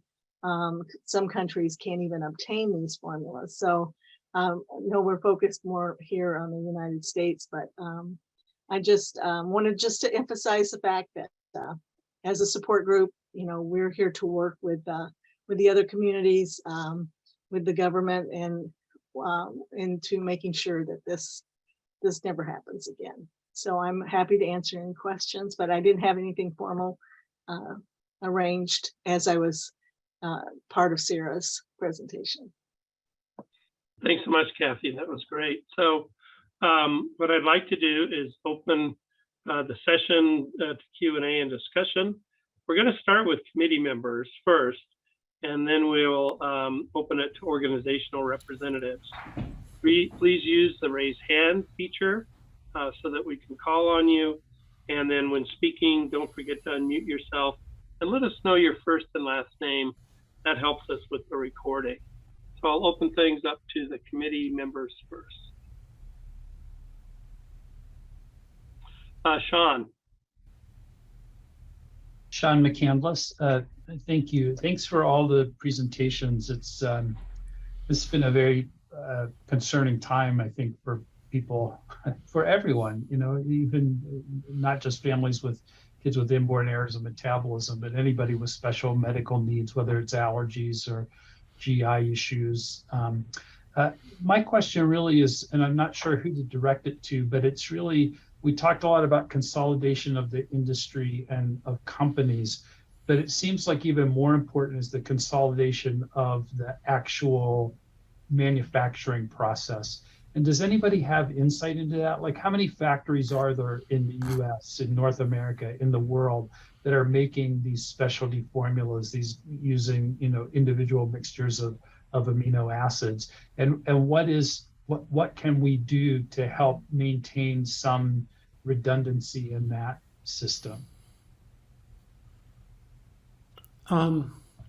I can answer briefly, and I don't know if Sandy might have some additional information, but the tricky piece is that though we on this group are very involved with and interested in people who have rare inborn errors of metabolism, they are frankly that. And so the production of the formulas is a tiny, tiny, tiny, tiny drop in the bucket of the manufacturing elements that go into making infant formula. And so they've done this all in one plant because they, you know, essentially turn it over on a short-term basis to make specialty formula occasionally, and they don't want to reproduce that ability in other plants. I think this is probably generally true for any generalized infant formula company that makes specialized formula. It's a very tiny fraction of their business. They maintain it because it's well, I think they feel an obligation to do so, but it's hard to ask them to manufacture the formulas in additional plants because of the proportion and the expense that they would go to, and I don't know if that's something that is really feasible for them. So I would, you know, what I'd say is that this is not just Abbott that probably does that. I think other big companies that make formula, that make general formulas, only do their metabolic formulas on a rare basis. So it is, but it sounds like most of the companies that are marketing and selling formulas are manufacturing them themselves rather than sort of having a few manufacturers who are supplying all of the companies. Is that true? I don't know that for sure, but I think it's probably more like that because that's at least for sure how Abbott does it. That's why it ended up being such a problem, and the Sturgis plant was so essential because that's the only one that has the setup to do the specialized handling for the metabolic formulas. And there are smaller companies where medical formulas are their only business, but you know, all the same things apply in terms of overall supply line. Andy? Yeah, I don't have numbers, but I can say Abbott manufactures here, Cambrook Foods manufactures here, but Nutricia, VitaFlow, their formulas come primarily from Europe. Yep. And those are those are the four manufacturers in the state. I mean, in the U.S. So it is a very small number of manufacturers, and when one goes out, it definitely snowballs and affects everybody else. But the manufacturing itself here in the U.S. is really quite limited. Shanika? I'm Shanika Ponpatkun. I'm a committee member. I just have a quick question for Dr. Van Kalkar about what's the percentage that our states are distributing the formula versus going through insurance? We all, I think, experienced this challenging time with DME that closes, and a little bit that we could do if it could be streamlined through the state seems to make sense for me. Again, I don't have specific numbers. I think Dr. Berry from the GMDI survey, it seemed like a 50-50 split as far Of the as respondents. Yeah. So oh, keep going. sorry, respondents. It's okay. Yeah, it's all right. I don't know what that number is either. Yeah, 50% of the states go through DMEs or pharmacies. Probably half have their own stocks, their own distribution methods. So it is quite varied. The states that I've worked in, we have had, state programs that purchase the formulas and distribute it directly to the patients versus other states rely on, again, pharmacies and DMEs to distribute. But I think it's probably a 50-50 split, I would say, between those two methods. And unfortunately, it's determined state by state. So if a state doesn't want to invest in doing it that way and they don't choose to have that be their strategy, then it doesn't happen. And so, yeah, Sandy's very lucky. Wisconsin and Oregon are both states that have made that enlightened choice, but my state right across the border does not. So we're always wrestling with the DMEs and writing letters of approval and all of the things. And the only way there's because all of this action, newborn screening, formula supply, Medicare additions, this is all state by state. Thanks. I wonder if I could open things up to see if there's any comments or questions from our organizational representatives.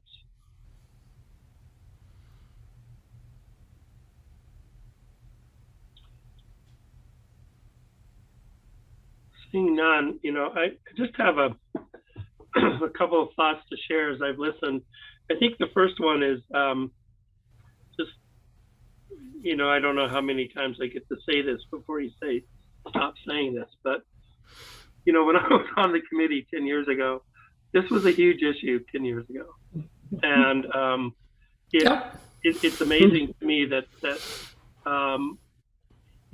we listen to folks talk, the shortage really amplified an underlying long-lasting chronic problem. And so back to the issues that Tasha was talking about, the importance of advocacy and how to move forward on medical foods as a medical necessity and something that doesn't vary by state. So I think that's one big takeaway for me that says we just, additional work needs to be done. The second one I take away is to remember that while we're the ACHDNC, that these issues affect adults as well as the children that are under our mission and charge, and thinking about how decisions that are made in the newborn screening system area can actually have impact and benefits for adults who have inborn errors that are lifelong and require ongoing medical foods in order to, as Sarah said, stay balanced and stay healthy and continue to thrive. So that's the second important point. The issues about stockpiling are important. We looked at this issue back long before COVID, but when we actually had public health dollars to do emergency preparedness planning and prepare and get ready. And we did talk about stockpiling that created invisible inventory. So the concept of invisible inventory is that you put in a new amount of formula on the back end, and you make sure that you let formula go out on the front end before it expires. And so what's in between there is this invisible stockpile that can be deployed. And we actually found, pharmaceutical companies said we have warehouses where this would be a possible strategy. We weren't looking at medical foods, I will admit that. We were looking at mundane things like IV fluids and other strategies. But I think thinking about novel approaches to trying to build a little bit more of a buffer. And the last thing, oh, no, two more things. One, thinking about international and imports, I wonder to what degree WHO has been involved, because they are the global health advocacy and policy group.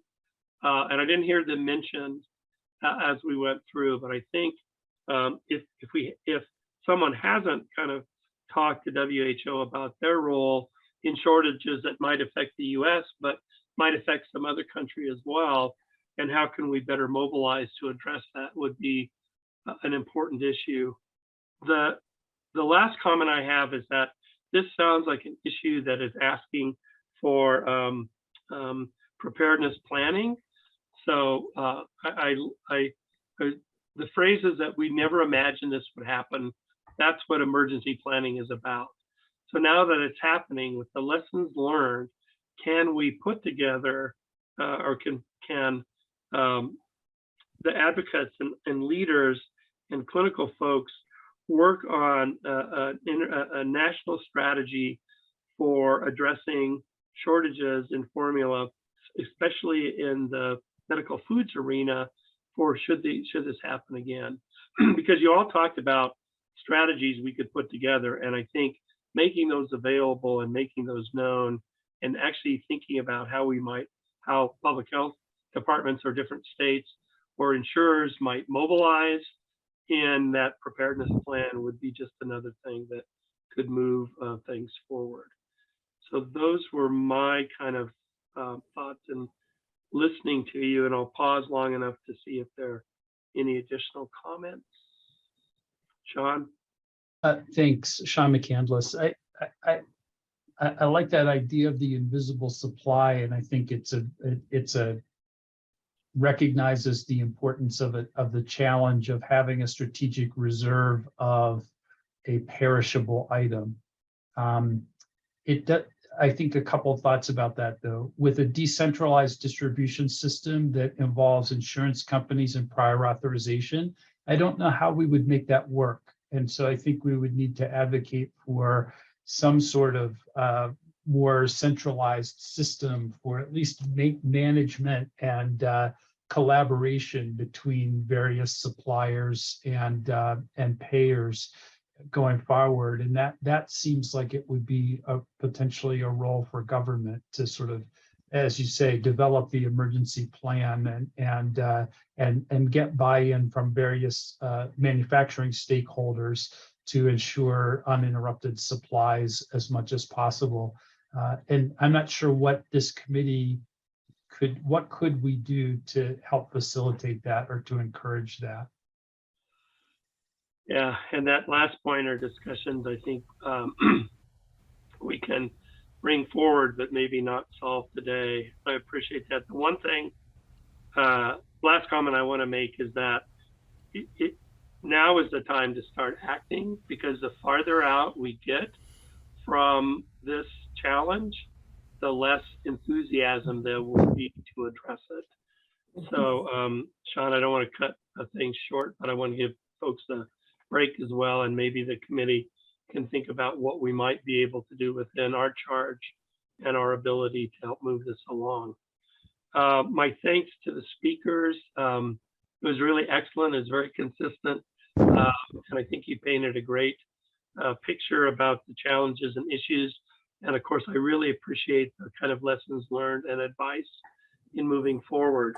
At this time, I'd like to move into the break. We are running a little bit late, so I'm going to ask you all to shorten that to about 20 minutes, and we'll come back and start promptly at 12:10 Eastern time. So Jan, anything you need to add? No, we are good to go. Thank you. We'll see you all in 20 minutes. Thank you. Thank you. Thank you.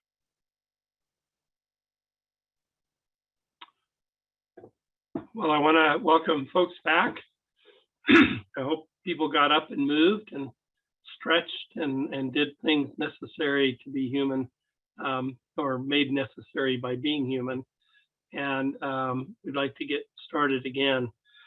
We'd like to provide a session on strengthening the newborn screening system. This is something of particular interest to me. The more I've learned about where the committee is, how the RUSP has evolved, and how implementation issues have moved forward while I was off the committee and doing much less in the newborn screening space. And so that's kind of the idea behind the session. I'm really pleased to be presenting with a couple of other folks who I really respect greatly. I'm going to introduce Erica now, so we can move on to her after I finish some introductory comments. Oh, sorry, Ned. We actually have public comments scheduled. Oh, you know, I have that on my list. I'm so excited about the session. So yeah, we're going to start with Dean Sir from the MLD Foundation, who is our first public commentariat. And I promise you all, as I move forward in this role, I'll get better at paying attention to the order of things. But that's why Soo Young gets paid the big bucks. So Dean, I wonder if you're ready and if you could unmute and introduce yourself. Yes, I am, and hopefully you can hear me. Yes. Good morning, Mr. Chairman. Welcome back, and welcome to Dr. Schoen as well as he returns. I wanted to just speak briefly about two things this morning. One is the MLD, Metachromatic Leukodystrophy nomination progression.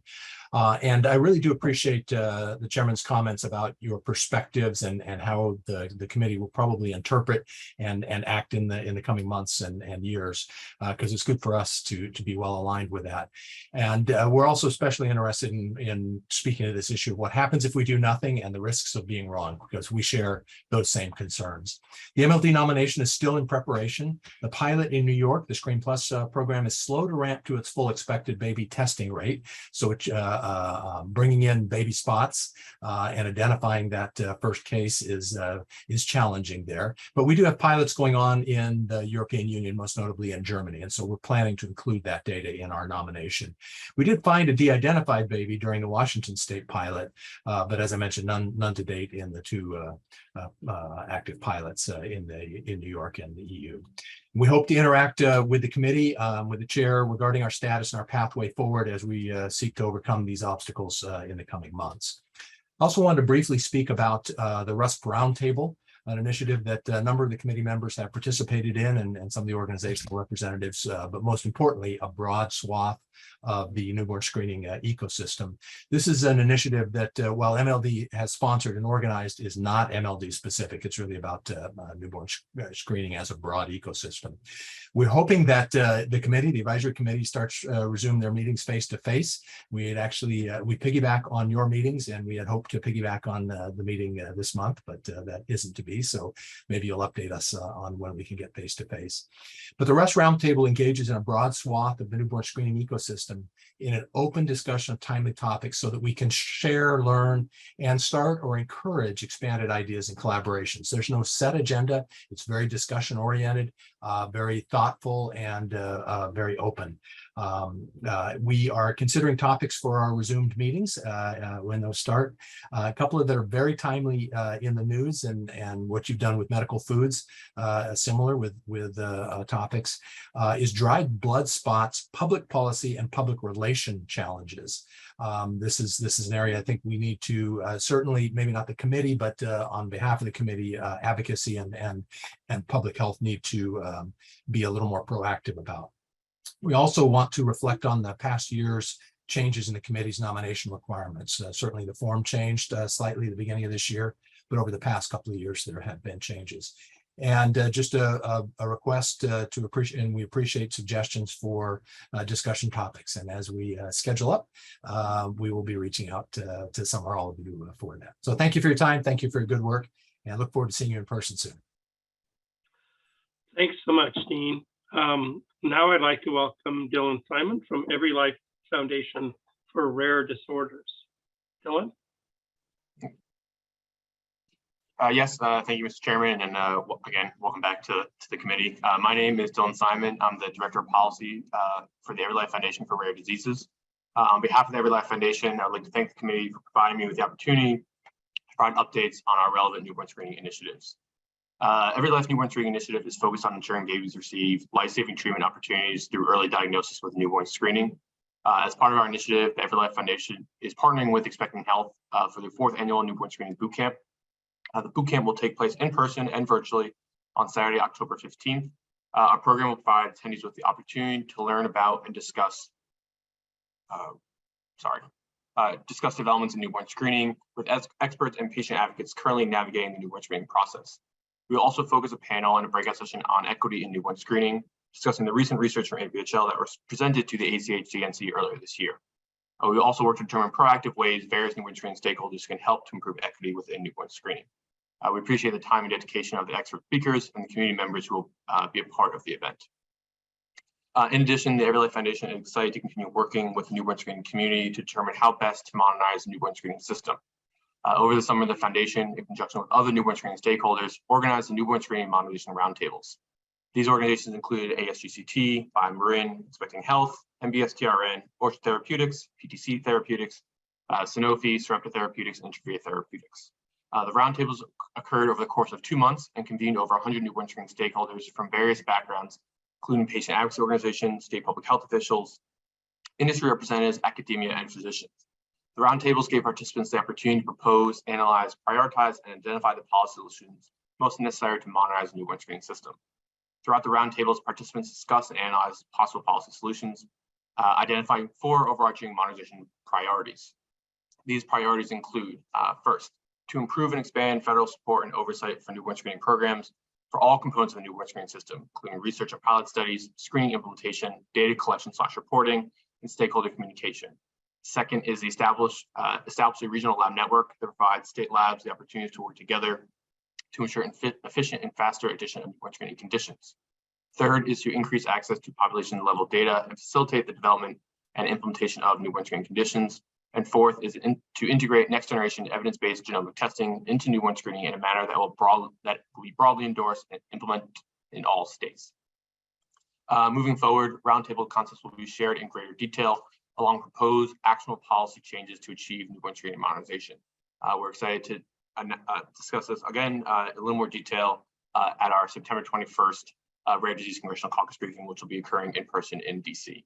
And thank you again for the opportunity to speak with the committee today and for your tireless efforts on behalf of the nation's newborns and families. We look forward to sharing the community's newborn screening modernization policy solutions with you in greater detail moving forward. Thank you so much. Thanks, Dylan. Appreciate it. Our next comments come from Nikki Armstrong from the Parent Project Muscular Dystrophy. Thank you. Thank you for the opportunity to speak today. On behalf of Parent Project Muscular Dystrophy and the Duchenne patient community, thank you. My name, as you said, was Nikki Armstrong, and I serve as the Newborn Screening Program Manager for PPMD. I am pleased to provide an update about our Duchenne newborn screening efforts. As you heard earlier this morning, we are thrilled to say that the RUS nomination package for Duchenne muscular dystrophy was submitted on June 29th. PPMD has been working for more than 10 years to develop the infrastructure needed for newborn screening for Duchenne. The learnings from our efforts and the efforts of so many others in the Duchenne space were compiled into that RUS nomination package, which is currently in HRSA administrative review. The development of a RUS package is a monumental effort for an advocacy group and a disease community, and we are incredibly grateful for all of our partners in the community for their support. We must remove the diagnostic odyssey and change the journey for how children with Duchenne are diagnosed. No more 2 years or longer of families searching for an answer. With newborn screening, we foresee babies identified in infancy with Duchenne, receiving expert clinician follow-up, initiating approved therapies when they will provide the maximum benefit, participating in clinical trials without fear of aging out, and enrolling in early intervention therapy services during those critical early years. We will connect and support these families from the beginning, and we have multiple efforts underway to build all the tools and connections needed to provide that support. We look forward to discussions of Duchenne newborn screening on future committee meetings and to working with all of you in the review process. With 5 approved therapies and a research pipeline filled with potential therapeutic interventions, newborn screening will provide optimal opportunities for care and treatment in Duchenne. Thank you to all of you for all of your efforts. Thanks, Nikki. Thanks for your comments and joining us today. Next, I have Robert Thompson Stone from the University of Rochester. Hi, thanks so much to the committee for allowing me to say a few words. I'll be talking about Krabbe disease newborn screen and the current application, RUSP application. So I'm Rob Thompson Stone. I'm a child neurologist and leukodystrophy specialist at University of Rochester, where I direct the Leukodystrophy Care Center. I've also worked with patients and families affected by Krabbe disease and helped study and was lead author in a publication that provided new recommendations for classification and follow-up of babies who screen positive on newborn screen. I'm part of the Krabbe Disease Newborn Screen Council and recently developed a parent and family guide to help caregivers understand what a positive screen means and potential next steps that I've submitted to the committee. Through these experiences and interfacing with other experts, as well as directly with families, I feel that I've come to understand very well the state of newborn screening for Krabbe disease, including the follow-up and treatments. And through that understanding, I just wanted to have this time to say that I feel strongly that Krabbe disease is a condition that can and should be screened for a newborn screen in all states. I really appreciate the committee's kind of attention and review of that application. There's been some remarkable progress in the screening algorithms, as many of you know, with the incorporation of cytosine as a major component, which has really been a game changer. And on the clinical side, speaking as a clinician, we've seen a lot of improvement in our ability with all the data that we have now to understand and interpret the newborn screen results. I wanted to just highlight one thing from that manuscript that I referenced. We reviewed 47 babies who had flagged in New York State as being at moderate or high risk for late onset Krabbe disease over about 10 years before the common use of cytosine in the algorithm. And at that time, that designation required a lot of follow-up testing for all those patients. But upon re-reviewing those babies using our current screen and classification recommendations, we found that only 8 of those patients would have been designated high risk for late onset Krabbe, requiring follow-up testing in early childhood. And the rest of those babies would either be considered unaffected with no follow-up testing or at lower risk with some clinical follow-up but minimal testing. Based on that, our recommendations, this would lead to an 88% reduction in the testing requirements in early childhood. So just to close, as many of people on this call know, Krabbe disease is a devastating and fatal neurodegenerative disorder. There is treatment available that has significant impact on the course of disease. And with our current algorithms and recommendations, we're in an excellent position to identify these babies, sort them appropriately into risk category, and provide a treatment when needed before the permanent and irreversible neurologic injury occurs, of which I've seen. So thank you so much for the opportunity just to go through that. And I appreciate the committee's attention to this. Thank you, Robert. And then Kristen Webb from Hunter's Hope Foundation. Hi, thank you for the opportunity to speak. I'm Kristen Webb and I'm from Tennessee. I'm the mother of 2 beautiful children, both affected by Krabbe disease with very different outcomes. We were so excited to welcome our first child, Mabry Kate. She was born happy and healthy in March of 2014. The entire pregnancy and delivery were uneventful, thankfully. During her first 3 months, everything seemed to be perfect. She was hitting developmental milestones, began smiling and cooing, and we were completely in love with our beautiful girl. At the beginning of June in 2014, we noticed that something was not right. She quit smiling and just wasn't quite herself. From there, Mabry Kate never regained her smile, and various problems and symptoms arose each day, the most significant being her inability to hold down anything that she ate. She was losing weight during a time in her life when it was crucial to gain. Her symptoms eventually progressed to the inability to swallow or eat, breathe without supplemental oxygen, and she even lost the ability to cry when she wanted to. All of this occurred before she had received a diagnosis. After over 3 months of nonstop doctor appointments, many hospital stays, surgeries, and procedures, we still had no answers. We traveled 4 hours from our home to get a second opinion, where we finally received a gut-wrenching diagnosis. Mabry Kate had Krabbe disease, and we were told that she would likely not live to see her second birthday. With her prognosis, we were told to just keep her comfortable and enjoy our lives together as much as we could. We made the most of our time with her and cherished every memory. But just imagine each precious day filled with endless amounts of worry, sorrow, and uncertainty. Imagine that in order to leave home, even for simple errands, you must take a medical supply cart with you just to keep your daughter alive. We would do it all over again in a heartbeat just to be with her, but no parent ever envisions their child suffering in this way.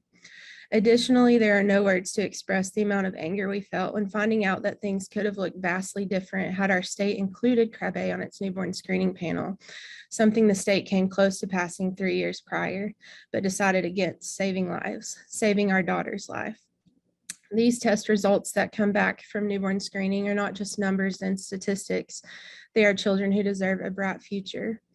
I look back at how significant Mabry's short 11-month life with Krabbe was and still is. Her life was full of more love, compassion, joy, peace, and beauty than could be imagined. We're so thankful for our daughter. Before receiving Mabry's diagnosis, we discovered we were unexpectedly pregnant. So not only did we discover that Mabry had Krabbe disease, but also that this child we were now pregnant with could also have it. 3 months to the day after our daughter's diagnosis, we received the same news for our son.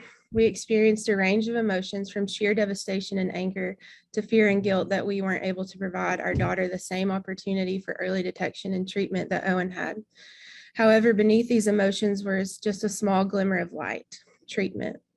Weeks after our daughter Mabry had passed away in February, my family and I temporarily moved to Durham, North Carolina to prepare for Owen's birth and treatment at Duke University Hospital.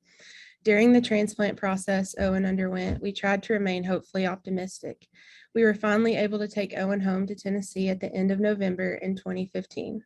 Today, Owen is 7 years old, in elementary school, loves to tell jokes. He hits golf balls with his own set of clubs and plays t-ball on a little league team. While he still requires a walker to get around, he doesn't let anything get in his way. He tells us 100 times a day that he loves us, which we soak up each time, as this is a miracle in and of itself.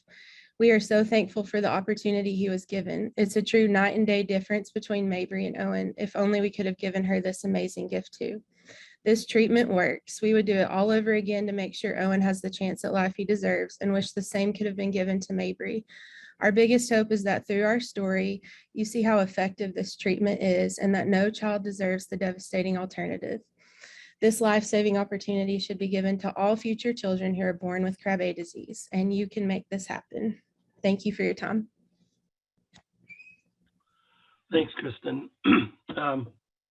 I want to thank all of those who provided public comments. The ability to provide public comments to committees and groups that have influence and a role in decisions made in healthcare is one of the special attributions associated with Federal Advisory Committee, and it's something that I'm pleased that folks take advantage of as an important way of interfacing with the people who are affected by the decisions that are made under the auspices of healthcare and the government's role in that. So I want to thank everyone who joined us. I also want to see if I can challenge the formality of the proceedings and hope everyone is willing to call me Ned, since that's my name and I respond to it really well. So I hope folks will feel comfortable in doing that. I see there's a comment, I assume, on the public comment by Robert. Yes, thank you. Robert Ostrander, AAFP rep. Both your comments, Ned, and these comments highlight something I've been thinking about a lot lately as we discuss reviewing these candidates for the RUSP. And I think that there's a nuance to your comments earlier about having evidence that treating a condition in the pre-symptomatic phase is helpful, is required to do a screening test. I think folks with rare diseases often have what we've just heard about from a few other people, this diagnostic odyssey from the beginning of their symptoms to their diagnosis. And I think that gap in time with rare diseases provides an opportunity for treating in the early symptomatic phase that gets missed if we simply rely on our current system of either screening which we're not going to do because there's no treatment that's been proven to benefit things in the pre-symptomatic phase, and then waiting for a diagnosis 2 or 3 or 4 or 8 years into symptoms like we see with rare diseases. So I think we need to think about a paradigm shift, perhaps about, and this is a huge issue for those of us in primary care, because the folks with sort of undistinguished, undiagnosed problems, that's where they wind up. They wind up with primary care doctors, not with subspecialists, because they don't have an organ system yet. I think we need to think about a paradigm shift and better education about the way rare diseases work and how rare diseases in congregate are actually not that rare, perhaps 1 out of 200 patients I've read, and think about instituting some of the things we've deferred for newborn screening is something that's used early rather than late, maybe even the same testing when kids or other adults for that matter present with unusual symptoms that are not fairly readily amenable to diagnosis. And I think that's something maybe the committee should think about. Is there a place for essentially screening folks with undiagnosed symptoms early? And this comes up all the time, of course, in the genetics world in general. Who should you do targeted genetic molecular analysis? Who should you do whole exome on? But I think that's a ripe subject for discussion, because I think we need to catch these things at the beginning of the diagnostic odyssey and not 2 or 3 years down to get best outcomes, even if we decide not to screen the general population. Yeah, I appreciate that, Robert. And I will tell you that gets out of the screening algorithm and into the diagnostic algorithm. But I do think that moving into diagnosis for symptomatic people of unknown disease with tests that are usually used for screening is a paradigm that is used in other settings and could be applied in inborn errors and newborn conditions. So I appreciate that comment. Sabra? Hi, Sabra Aikner from AmChip. I guess want to comment almost sort of in the opposite of Dr. Ostrander, to say, my understanding with things like Krabbe is that the best benefit is really a prenatal diagnosis, which is a whole other realm that we are not charged with dealing with. And I've said this before, I think in this setting and in others, that my concern is, with wanting to use newborn blood spot screening to solve a lot of problems that it won't that I think we're unrealistic if we think that it will solve that.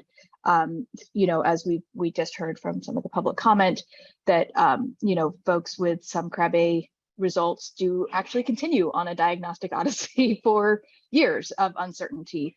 And so there's still complications from that just a result is not always an answer.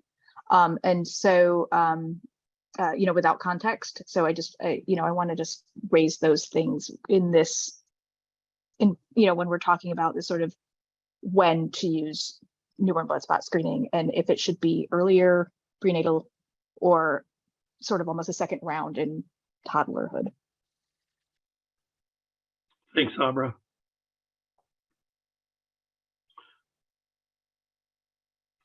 I just want to remind attendees as well that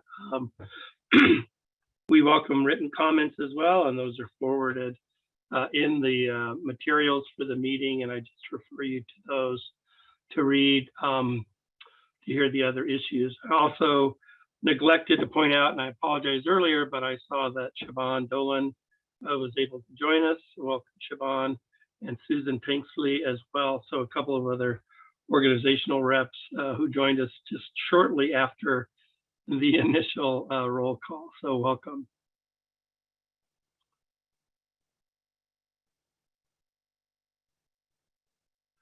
Great. Well, Siobhan, unless I've missed something at this point, I'd like to move on to the session on strengthening the newborn screening system. And I'm going to start by introducing the second speaker first, and she'll take over when I get through some kind of introductory comments. Erica Wright is a certified genetic counselor at the Inherited Metabolic Diseases Clinic at Children's Hospital, Colorado. She's a senior instructor in the Department of Pediatrics at the University of Colorado. She began her career working as a genetic counselor at Children's Hospital, Colorado in 2003. Ms. Wright has worked on both the clinical side and public health side of newborn screening for more than 15 years. Currently, Ms. Wright is the metabolic newborn screening coordinator for both Colorado and Wyoming. She has a strong interest in continuous quality improvement in newborn screening and has worked on numerous grants and committees over the years regarding both short-term and long-term follow-up. And I appreciate her answering our email request to present during this session, and I welcome her and we'll turn things over to her after a few comments.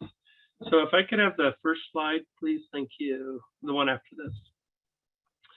So listening to the last meeting and then attending, I think, the last policy session that Every Life Foundation put on, and then thinking about things that have occurred since I left the committee, I wanted to bring up again that the optimization of health impact of screening across the nation is going to benefit from a cohesive approach, which assures access to screening, diagnosis, and treatment services, regardless of where an infant is born.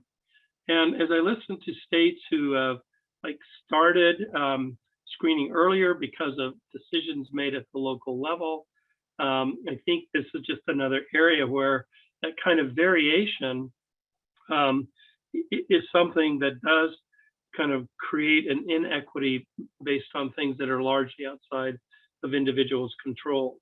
And so that leads to the implementation of the RUSP varying by state. And I have to point out that that's not for a single reason.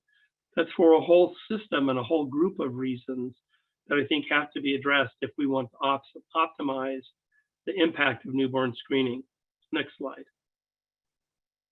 So what I hope to do, and what I talked with a smaller group of invited folks about this particular session, was explore the elements, the enabling factors, and the challenges that impact implementation of new conditions that are added to the RUSP, and the ones that are faced by a state's newborn screening program. I'm going to provide these introductory comments, and then, as we said, Erica is going to talk about diagnosis and treatment. Scott's going to come back. I did not reintroduce him because he's now the man who needs no introduction.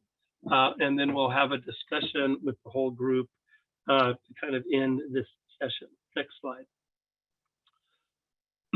Next slide, please. So the overarching elements that lead to variation start with the decision of the acting to recommend to the Secretary of State and Human Services that a new condition should be added to the RUSP does not guarantee implementation in every state. To start with, the Secretary has discretion in accepting the recommendation for the addition. But as I was reading the NPS 2 letter back to the committee, I was reminded that the RUSP isn't a mandate. And the Secretary's letter included this phrase: the addition of NPS 2 to the recommended uniform screening panel does not constitute a requirement for states to implement screening and is only a recommendation.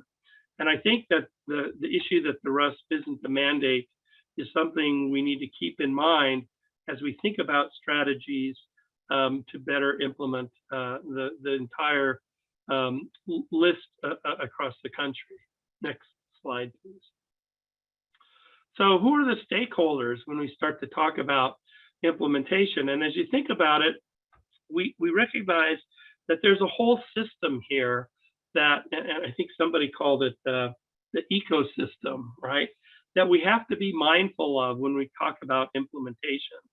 I want to just step back and say, above this is an even higher kind of stakeholder, which is kind of state and local public health in general, who are part of a practice and a system that newborn screening is a part of, an important part of, but not the only part of. And so trying to think of this program always in the mind of how do we support public health in general is an essential kind of overarching issue. But when we look at specifically around newborn screening, we have program directors at the state level, and then we have public health laboratory directors, which are often not the program directors.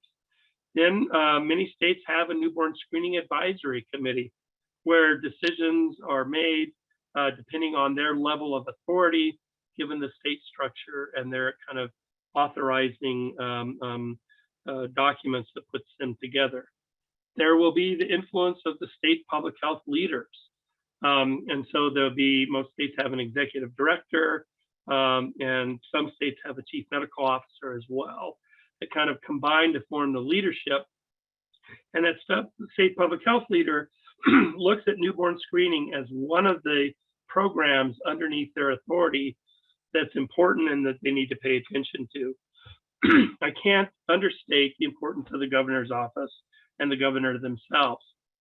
So state agencies do not make decisions by themselves. They are granted authority and power by state legislators, and all of that work is led by the governor's office, who ultimately has the ability to choose what state agencies bring forward to the legislature, and then ultimately whether or not to let statute pass. So you can't leave out the governor's office, and they can be both an enabler, which is a really good thing for new programs, and they also can be a potential barrier if they're trying to balance a lot of issues and resource needs at once. And then there are the state legislatures and the legislators themselves. I know many of the advocates work at this level, talking to their legislator, talking about the importance of screening for different conditions. And I think that's a really important source of advocacy. And I think thinking about how advocacy also relates to the broader public health system is important. And then there are the hospitals and providers themselves. So the people who are doing sometimes the diagnostic work, but then almost always kind of following up with treatment and long-term care and follow-up, they're an important stakeholder.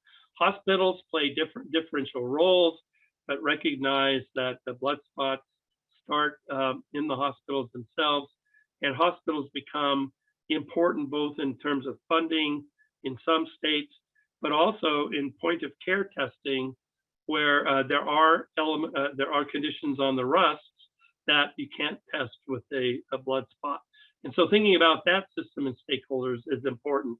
And I didn't put families and advocates at the end because I think that they're less important than these others. I was just trying to be inclusive in all of the stakeholders, and families and advocates are key in terms of affecting and influencing all of the other systems and individuals that I mentioned above.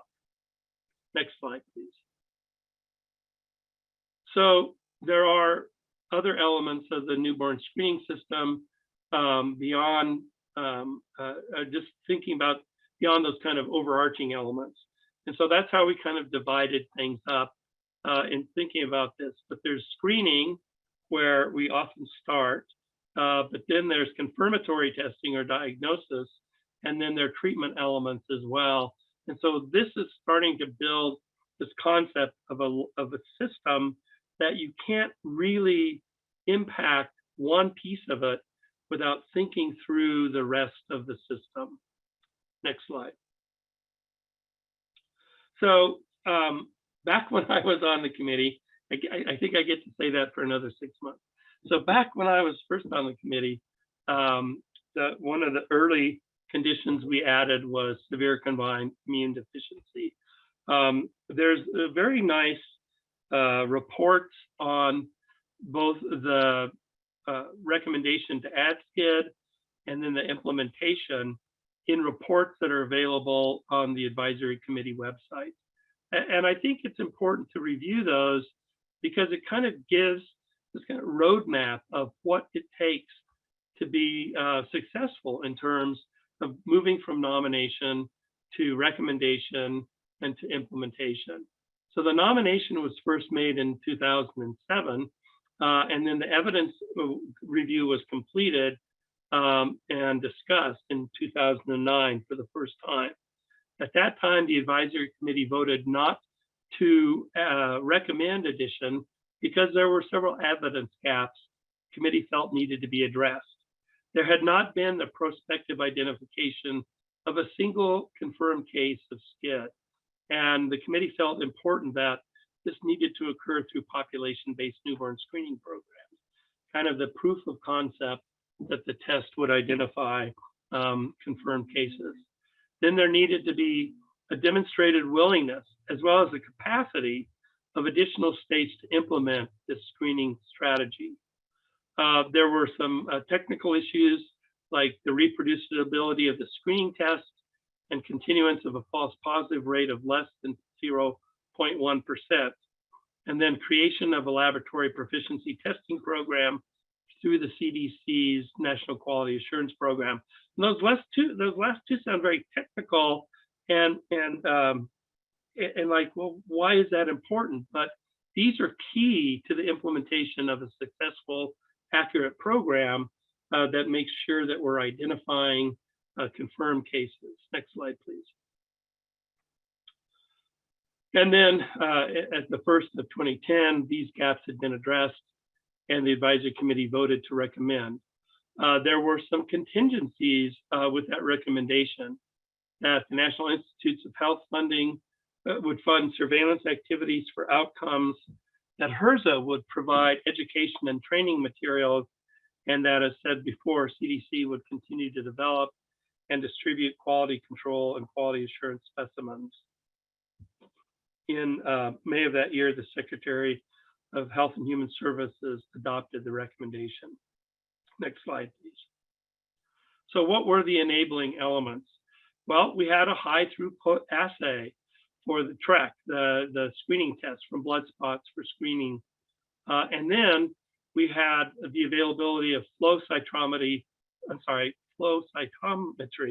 for diagnosis. Now, that was not available in every state, nor was TREC when we started, but the assay was available and both of these could be developed with their laboratory strategies and their quality assurance moving forward. Then there was funding from both CDC and NIH to fund pilots as well as other implementation support. We had an effective treatment, bone marrow transplant, which was available, not available in all states, but the system of bone marrow transplant facilities were contacted and said they believed they had the capacity to answer the need for treatment for a nationwide or a statewide screening strategy. Then educational materials, including decision support materials for clinicians as well as patients, their parents, were developed and disseminated. And then we see what newborn screening excels at, coming together across state lines to figure out how regions could work together to implement testing, diagnosis, and treatment. Next slide. There were barriers. There was a lack of cost-benefit information. I realized that for a lot of families, that phrase falls a little bit flat, but we make decisions in healthcare coverage all the time on what does it cost and what do we gain. And so the lack of that was a barrier in terms of when people said, well, what am I getting for what we're going to do? Because there were budgetary concerns. The cost estimates for the technology infrastructure at the time were estimated at $500,000 to $1 million. There were prior commitments to implement other screen tests mandated by state legislation. So SCID was kind of put in lower on the list because of states doing what states are allowed and should do, which is make their own decisions. And then the lack of widespread availability of experts in both immunodeficiency within a state, we found for both diagnosis and treatment. And at the time when we started, we did not have that FDA approved or cleared assay. Next slide. But these issues were addressed, and we saw over a 10-year period of time, SCID screening implementation actually occurring. And one of the things that my colleagues pointed out, that there were additional benefits beyond just implementing this screening system diagnostic system and treatment and long-term follow-up. That through the specific linking of different testing modalities, including molecular tests, et cetera, and connections and collaborations that were made stronger through the broader screening community, this really created a favorable environment. And as I talked to my colleagues, they said, this really set the stage for a much more rapid implementation of the next kind of related technological screening test for SMA. So that's kind of a skid story that I look at as something we can learn from in terms of implementation. Next slide. I'm going to delay questions until the end and turn things over to Erica. Thank you, Ned. It's great to have you back on the committee as well as back to our Anschutz Medical Campus. I'll just wait for my slides to come up. So next slide, please. Today, I just want to give you all a bit of a background regarding my role in newborn screening within the Colorado and Wyoming newborn screening programs. And then I'll talk a little bit more about those factors and challenges from the diagnostic and treatment perspective. And then lastly, touch on follow-up of the key outcomes in newborn screening. So in Colorado, we do things somewhat unique in the fact that our Colorado Department of Public Health and Environment contracts follow-up of all abnormal newborn screening results to the key specialists. And these contracts include consultation, recommendation, coordination of those confirmatory tests. They even include genetic counseling services for newly diagnosed patients, those identified as carriers by newborn screening, and those that are requiring additional molecular studies as part of that confirmatory workup. I am part of the clinical team, as it was mentioned, with the Inherited Metabolic Diseases Clinic at Children's Hospital. We are the sole metabolic clinic actually for 3 large states. And with that, I get to not only work within the short-term follow-up aspects of newborn screening, but also the long-term aspects. This includes that I interface with providers and families right from the start, but I also get to watch these families evolve over time and throughout their lifetime. And therefore, I really feel like my role in newborn screening is one of the best there is in the country. Next slide. And so Ned touched on some of the strengths of newborn screening. And in our meeting, in preparing for this, we really touched on the fact that there are so many strengths to this system: collaboration, communication, meetings and webinars, funding opportunities, advocacy, but there's always a plethora of resources that are available. This is just a few shots of many of the organizations that we get to interface with. With all of these resources, we see an abundance of coaching, mentorship, guidance, and even resiliency within our newborn screening system. Next slide. But with that being said, I am one of the first to tell many of our trainees that newborn screening is just getting more difficult. And that's just something that a message that gets sent often, even when I talk to PCPs, that the early disorders have been added, the easy disorders have been added, and what's left, and particularly those disorders that have recently been added to the RUSP, are really more challenging. And part of that challenge comes with the diagnosis of those RUSP disorders.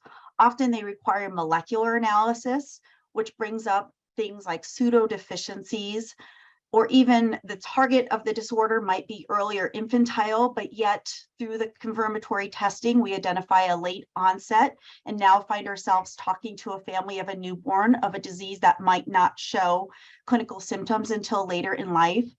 And then with XALD, we're talking a little bit more about X-linked inheritance, where the proband identified by newborn screening now leads us to sometimes 3 or 4 additional family members that need medical attention. With this process, diagnosis is often taking longer, and there are more barriers, delays, and complexities. Even things like variants of uncertainty now with molecular studies adds a whole nother layer to that diagnostic process. Once that diagnosis is made, and hopefully we have not caused too much harm for those families that learn that their child is a false positive, but that once that diagnosis is made in true positives, The treatments from there are only more complex and costly. Enzyme replacement therapies, gene therapies, stem cell transplants, all of these treatments, though, put an additional burden both on the medical system and our families of these newly diagnosed patients. Next slide.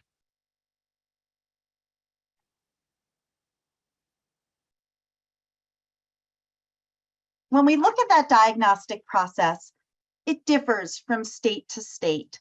And really it starts with the state newborn screening lab's capacity to do additional studies.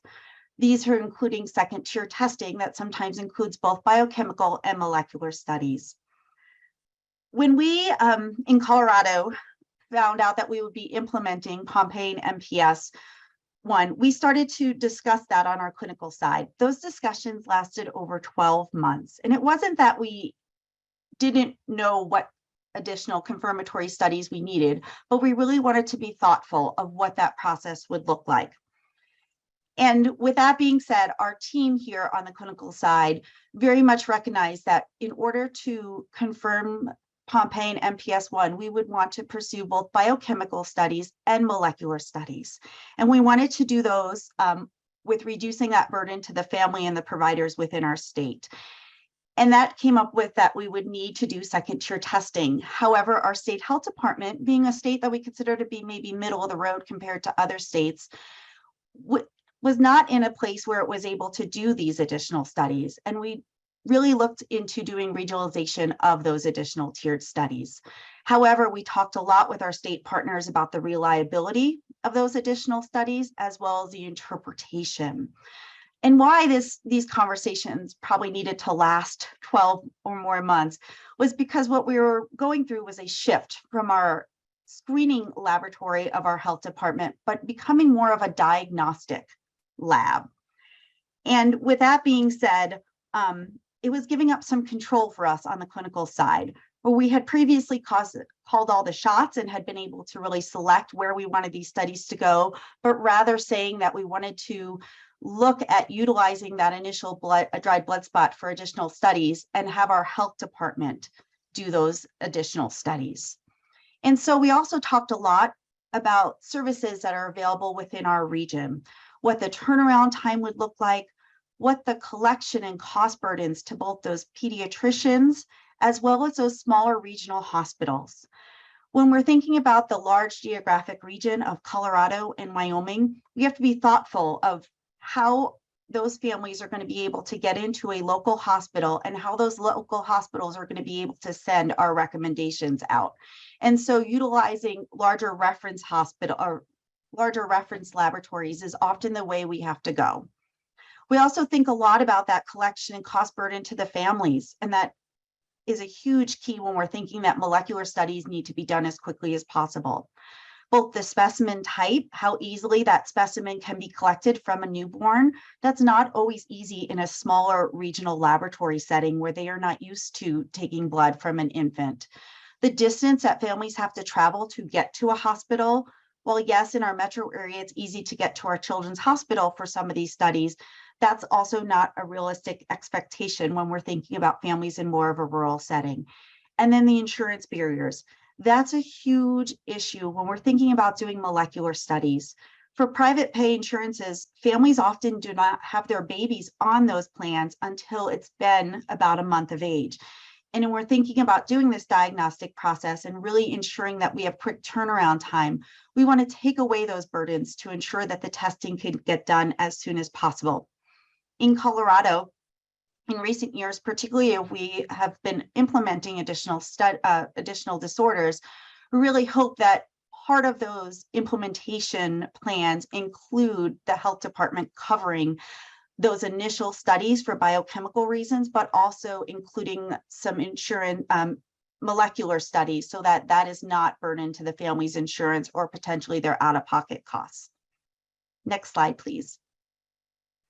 And so once we get that diagnosis, we then start to look down the road of treatment and management.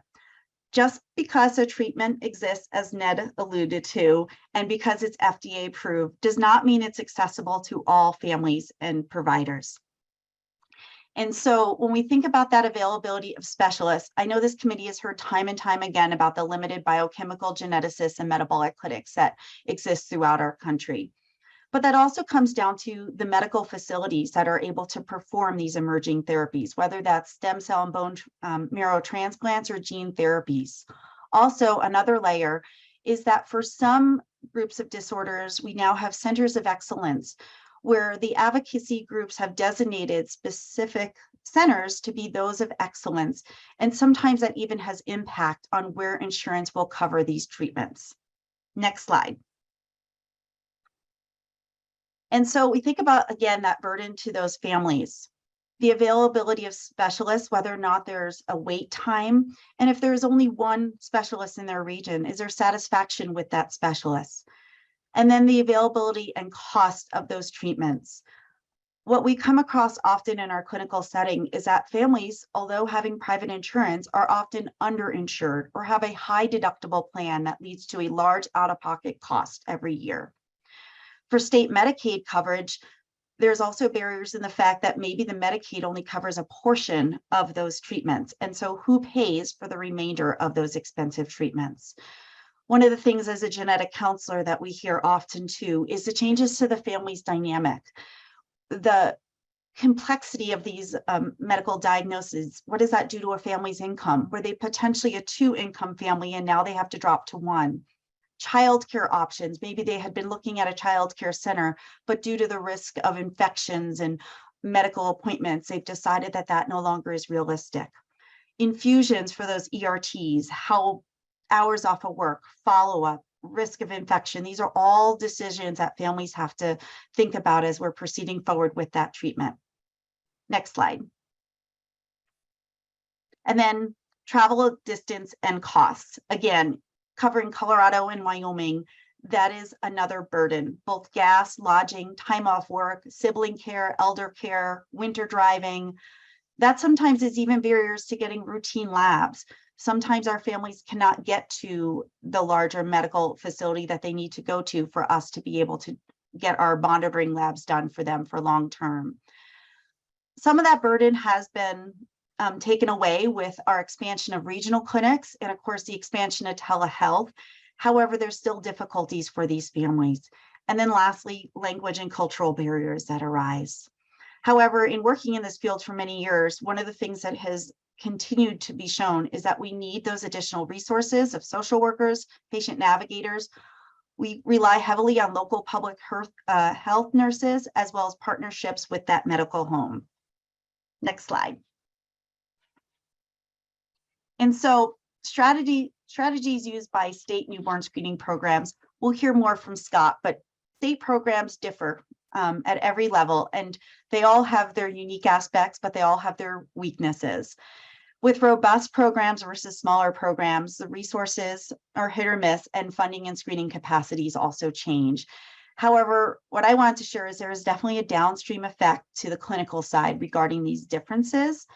And again, with those barriers comes the ultimate kind of sacrifice of the fact that time to treat might be hindered by some of these issues. Lastly, there's also differences in state Medicaid programs as well as those high insurances, again, affecting that diagnosis and treatment. Next slide. I'm going to talk briefly about short-term and long-term follow-up. However, I recognize that tomorrow both New York and Connecticut will be sharing some of their experiences from a HRSA funded grant. Colorado and Wyoming are also participating in that grant. But over the course of the last few years, as we've been thinking more about short-term and long-term follow-up, we're definitely moving towards more of a follow-up continuum with such disorders as SMA, Pompe, and ALD, where there's not really that clear difference between short-term and long-term follow-up in the fact that although the diagnosis is made, we don't understand when that patient is going to present and when they need the care they need. The definitions, responsibilities, and expectations also differ between state newborn screening programs. And so the other thing that differs is what outcome measures want to be tracked. Public health has what metrics they need to prove the utility of newborn screening, while on the clinical side, those metrics look quite different, where we're really looking for more of an evidence-based metrics. The one thing that has become clear, though, in working with the states throughout this HRSA-funded project is that real-time tracking is really essential. That it's not just good enough to look back and say, how did we do? But rather, we need more robust integrated IT systems to really keep tabs on these patient populations to ensure that they are getting the care they need. But again, in looking at these long-term follow-up projects, it emphasizes that, again, need for those strong relationships between the state newborn screening programs, the specialists, and those family advocacy groups. Next slide. And so I know I've laid out many of the barriers that come about following that initial call of that abnormal newborn screen, but I wanted to end today on more of a positive note because these barriers can definitely be overcome. I asked one of our families in our region if it would be okay for me to share this story this morning. And so one of the patients that our clinic follows is an 18-month-old girl who is clinically diagnosed with Pompe disease. She presented at 5 months of age with hypertrophic cardiomyopathy and hypertonia during the presence of a severe bronchiolitis episode. She was brought to our hospital and during the diagnostic workup found to have Pompe disease, but also found to be CRIM negative, which required her to have an initial round of the immunomodulation. She was able to get her initial infusions here at our hospital, and within a few weeks, we were able to transfer those infusions back home where she would continue her treatment. She currently requires weekly 8-hour infusions with a pretty extensive pre-medication regimen. Where the barriers come up for this family is that they live almost 500 miles away from Children's Hospital. They live in a town of 1,000, and they live in an area that HRSA has designated as a medically underserved community. Next slide. And so when we think about that patient and things that we have achieved, first and foremost, newborn screening is now implemented for Pompe and MPS I in Colorado and Wyoming. For this family, as I mentioned, they were able to start their treatment here at Children's Hospital, but through many conversations and work with their medical home and their pediatrician, those infusions are now obtained at a local community hospital. Much of this patient's care is done via regional clinics or telehealth, both for her metabolic services as well as her cardiology services. However, just when we think that everything is moving smoothly and we have been able to overcome many of these gaps, recently she was found that she would need additional immunomodulation. And within the last few weeks, a multidisciplinary team of 7 different providers and the family met virtually to address those barriers of the new proposed regimen. And due to the collaboration of these specialists, an amazing pediatrician, and this family, the current plan is that they will be able to continue her necessary treatment in a rural setting versus having that family relocate to the Denver metro area for her treatment. Last slide.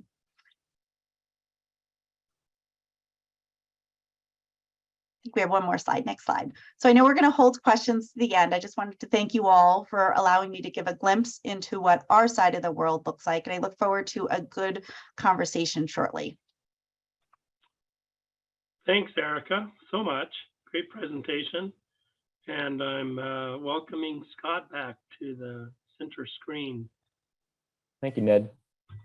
Appreciate it. And thank you, as I said before, it's really an honor to be able to come back and serve in a different role on this committee, one that I'm so passionate about and have had a great honor to serve in multiple roles and present several times. As Ned mentioned, I returned as the organizational rep for the Association of State and Territorial Health Officials, but my presentation today is not on behalf of ASTO, and my comments do not reflect their opinions or views. And likewise with the State Department of Health. What I'll talk about now is, how my perspective on our newborn screening system and its impact and how it's impacted for implementation over the many years of working not only as a program manager over a newborn screening laboratory, as a researcher in a nonprofit, but now as a public health lab director, as I've learned so much from many of you who are either on this committee or who are listening as participants, and many more who don't even know I'm speaking today. So we'll go to my first slide.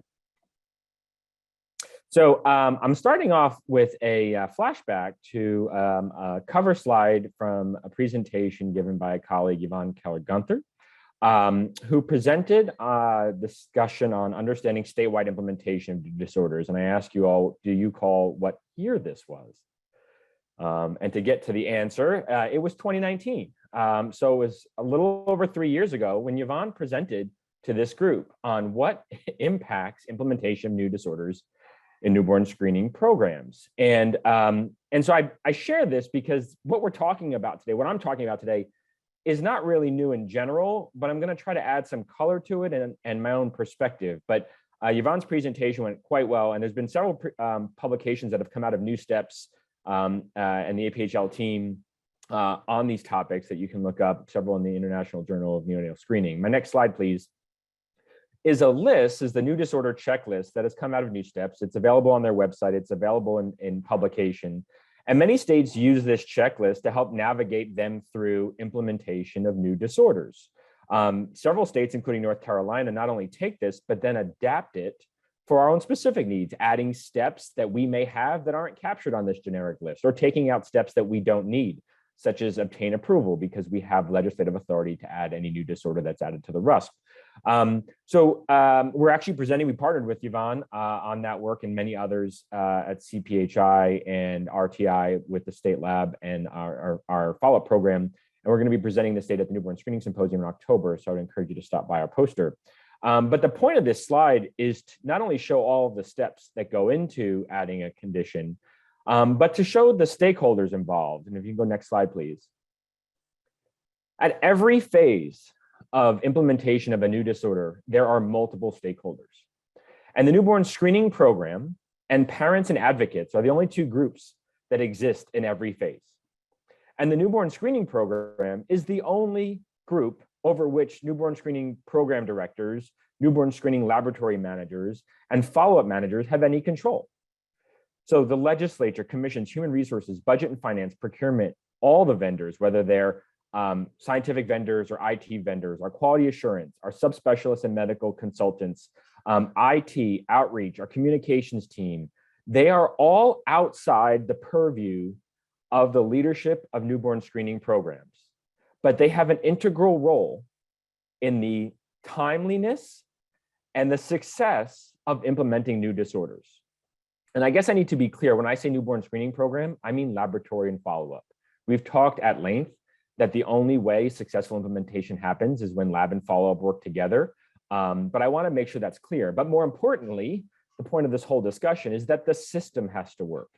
And so even if the newborn screening program in North Carolina is ready to move forward, if procurement hasn't signed off on the contract, or the lawyers for a vendor and our state are still negotiating terms 8 months after a request was submitted, it can hold up phase one. And there's still 3 more phases to go. Next slide, please. I've shown this picture so many times over the last 10, 12 years of being involved in newborn screening.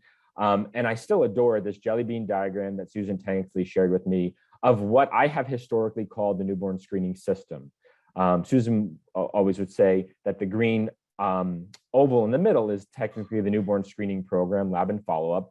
And then outside of that is basically those ones in red that I highlighted on my last slide.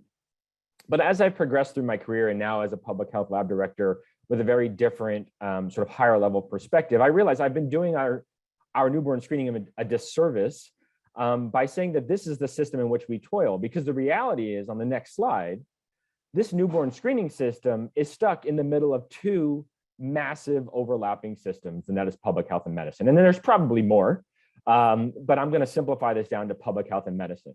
And if we've learned nothing through the path through the COVID pandemic and now monkeypox in our response, that the public health system and the medical system have a whole heck of a lot of challenges. And newborn screening has done an exceptional job of navigating the challenges of newborn screening, public health, and medicine to get where we are today. Newborn screening has tackled new disorders.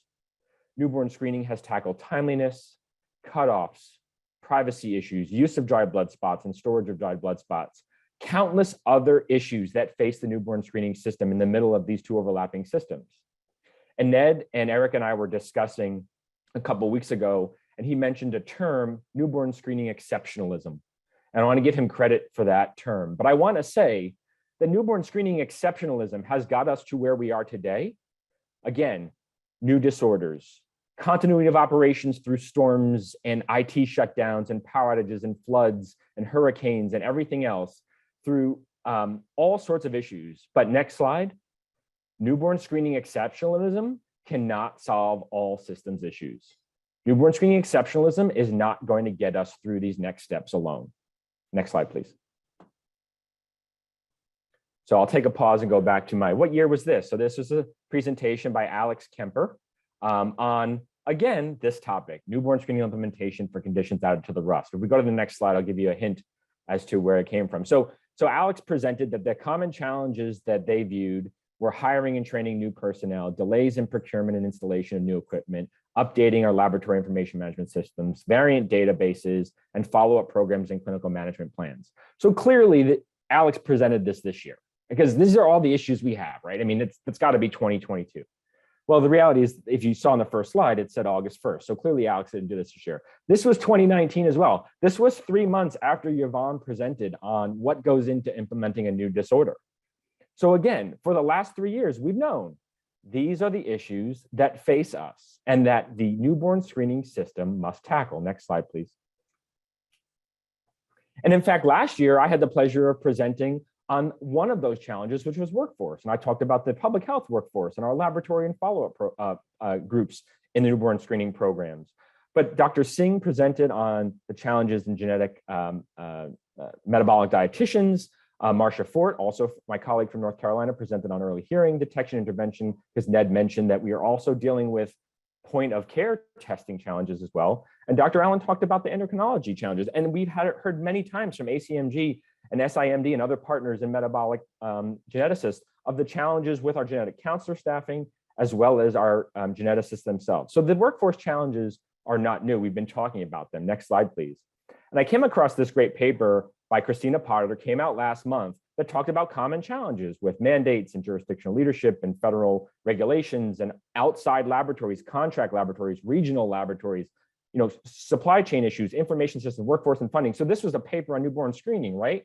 No, this is a paper on public health in general and the challenges we faced responding to the COVID-19 pandemic. And my point of this slide is that as goes public health and medicine, so goes newborn screening. So all the challenges that whatever group you represent as a committee member, an organizational rep, or an attendee, so goes the challenges of newborn screening. And so these are well documented.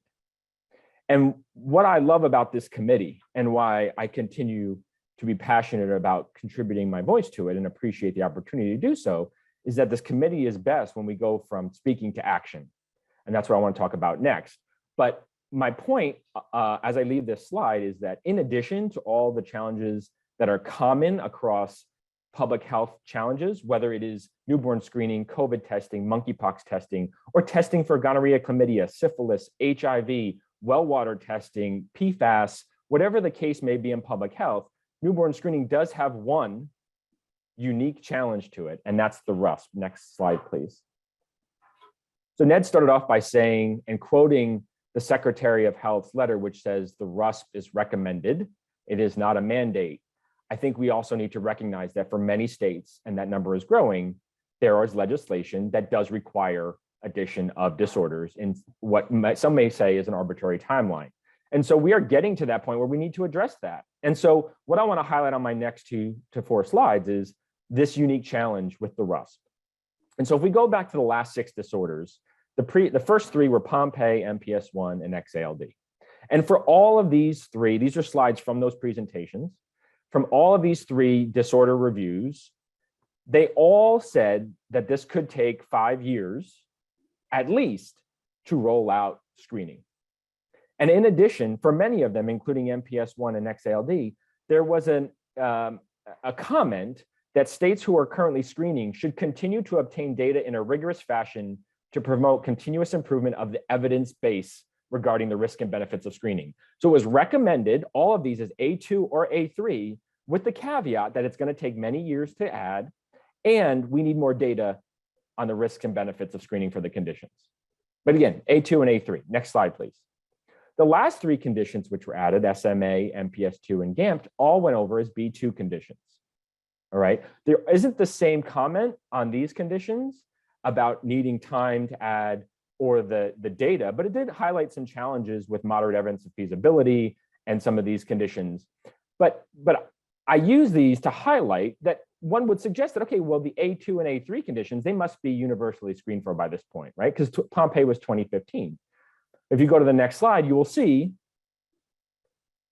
from our New Steps partners that this is the map of screening for XALD, MPS 1, and Pompeii, and that, you know, it is still in progress. It's more like the SCID map, the 10-year path that Ned mentioned, right? That there are inherent challenges. The A2 and A3 designation were not it, but perhaps the lack of clarity on follow-up mechanisms, short-term or long-term, the diagnostic challenges that Erica just mentioned, when put into place, were more challenging. And I think the reality is that we often talk about needing to develop peer discussion networks. They exist. We talk. Newborn screening programs talk every day. And so we learn from the challenges. And so some states have said, let's hold up till this state figures this out, so it's easier for us. So I don't think that we should view delays in implementation as an inability to screen. Next slide, please. You will see what Ned highlighted earlier, which is that only a handful of states haven't added SMA yet. And why is that? Because intrinsically, it was a more streamlined way to go. And the advocacy was powerful in terms of having follow-up programs in place and the clear guidelines. Cure SMA worked with all of the clinical partners to have a pathway for, with copies, SMN2 copy numbers, where should therapy go, and really worked to progress that forward. And so I think there are inherent differences that the A2, A3, B2 don't capture in the decision matrix. Next slide, please. But and so I just wanted to highlight, and I thank Sika Singh for sharing these. These are the distribution timelines of implementation of new disorders. And you will see on the bottom, this normal distribution of implementation of SMA screening and the skewed implementation timeline for Pompeii and MPS 1. So again, I think we can go back and look at these and figure out, all right, who went early? There were some states that went early because they were legislatively required to. There are some states who went early because they are early adopters in general across the board. And there are some who obtained funding to do so. They were ready to go and all they needed was some funding. And there are other opportunities that presented themselves for these early adopters. The states that have come later, I wouldn't say are late. They're later. And the reason is, if you talk to them, they've learned lessons from everybody that came before them and seized upon new funding opportunities that came along as part of implementation grants since then. Next slide, please. So what are the common facilitators? I just said funding like 6 times. And so it's my first bullet on this slide, right? So I want to acknowledge our federal partners who are doing an amazing job, and the funding that they push out is so critical. Dr. Parisi at NIH and Dr. Cuthbert at CDC and Dr. Warren at HRSA, your grants for pilot studies, your grants for technical assistance and quality assurance, your grants for implementation, and all of that work that you push, all that money that you push out helps inform programs, helps inform the system as to how to move this forward. Collaboration has been critical. Some of that funding continues to be used to fund peer-to-peer resource networks. APHL has many of them, allows and facilitates discussion between states, not just the newborn screening programs, but clinicians as well, to understand how best to move forward. What are the lessons learned? And so that needs to be further encouraged. Simply regionalizing a lab is not a solution here. This requires a whole system view of moving forward. And in the middle is a slide from the paper I mentioned earlier with Yvonne Keller-Gunther as lead author on implementation of new conditions. And you can see that the facilitators for screening were hiring, were ability to get new equipment and assays, and then short-term and long-term follow-up guidelines. And so having those in place can help expedite. And I'll end on the common facilitator slide with stakeholder engagement on education, excuse me, and follow-up. That piece, that critical piece of working with our medical consultants, our subspecialists, our genetic counselors, parents and advocates on education and follow-up is just as critical as getting the test running. This is not a laboratory only issue. This is a system issue. Next slide, please. And so I'll remind everyone, as I say that, of the complexity of the system. Again, the newborn screening program is in black text, everybody else is in red. That is everyone else, many of whom are represented or are connected to on this committee that play a role in expediting implementation of conditions once it's agreed to move forward on. Next slide is a reminder of how the newborn screening system toils within the challenges of medicine and public health. And I'll end with what I suggest are opportunities for action. And I know that we're going to be discussing this in our subcommittees later. And that is, we need to go back as a system and look at our legislative and regulatory processes. Having a law that says you have to add a disorder in 3 years is fine. However, if there's a regulation that says that takes a year to pass and a contract takes a year to ratify, then we're already down to 1 year for the system to get ready for implementation. So we need to look at those processes. The advisory committees and councils Ned already talked about, so I won't talk about those again. But the next several steps are completely outside of just the newborn screening program's purview and require, yet demand, engagement from all of these stakeholders. Because I'll end with my last slide, which is newborn screening exceptionalism not only cannot, will not solve all of these systems issues. And we must work together on this committee to begin to put to action similar tasks that we did with the previous challenges that faced our newborn screening system. And I thank you for the opportunity to speak today, and I look forward to the discussion. Thanks, Scott. So I think I had just a few slides to kind of get us started on the discussion. First of all, I think it's really important to say I don't have the answers. What I do have is a desire during what I would call a 3-year term of service to think beyond adding, up to 6 more conditions to the RUSP that will take 10 years each to implement. And so are there other things, other challenges in addition to the core work of the committee that we can look at, that we can think about addressing and maybe make a difference? So I think one of the things that became clear to me was to clarify the expectations regarding today, the time to implement a new condition in a state, given all the complexity of what Scott and Erica have talked about. I think we have an opportunity to gather, analyze, and share the data on the enablers and challenges across the different states. I mean, could we, for example, sponsor an anonymous survey on what has supported implementation and what new challenges have delayed it? Could we think about sponsoring the creation of an implementation toolbox with strategies to approach specific barriers? So Scott actually answered a lot of the things that states could do and different stakeholders could do to help address the specific barriers. Next slide. And I think the one thing that I would like to have someone here who's not necessarily on the committee and part of that process is that in several other settings, advocacy groups have created what we might call model legislation in many different approaches that legislators like model legislation. They're often around issues that have a lot of enthusiasm and support. They provide a roadmap to legislators for what they might be able to do. And they have an impact that can affect multiple states at the same time. Now, we're not in the position to advocate or lobby, but I know there are people on this call that could. I know that there are funders, usually in philanthropy, outside of the government area that might be interested in looking at sponsoring that kind of work, again, outside the committee. So that's an unpaid, non-chair related comment that I wanted to throw out to get people's interest before we start the discussion. And thanks, Scott and Erica, for really outstanding presentations that I think outlined our challenges and provided some enthusiasm for our discussion And the first comment from committee member is from Jennifer Kwan. Hi, thank you. Jennifer Kwan, committee member, and I really appreciate this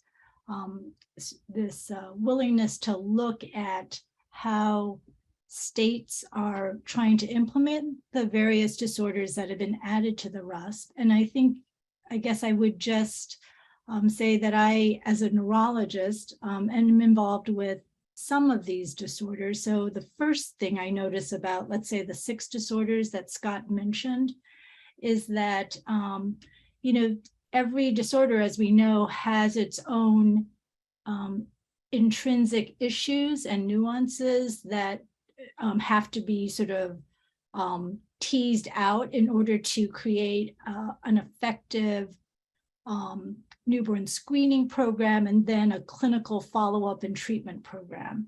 And so the disorders that I'm most familiar with as a neurologist would be, let's say, XALD and SMA.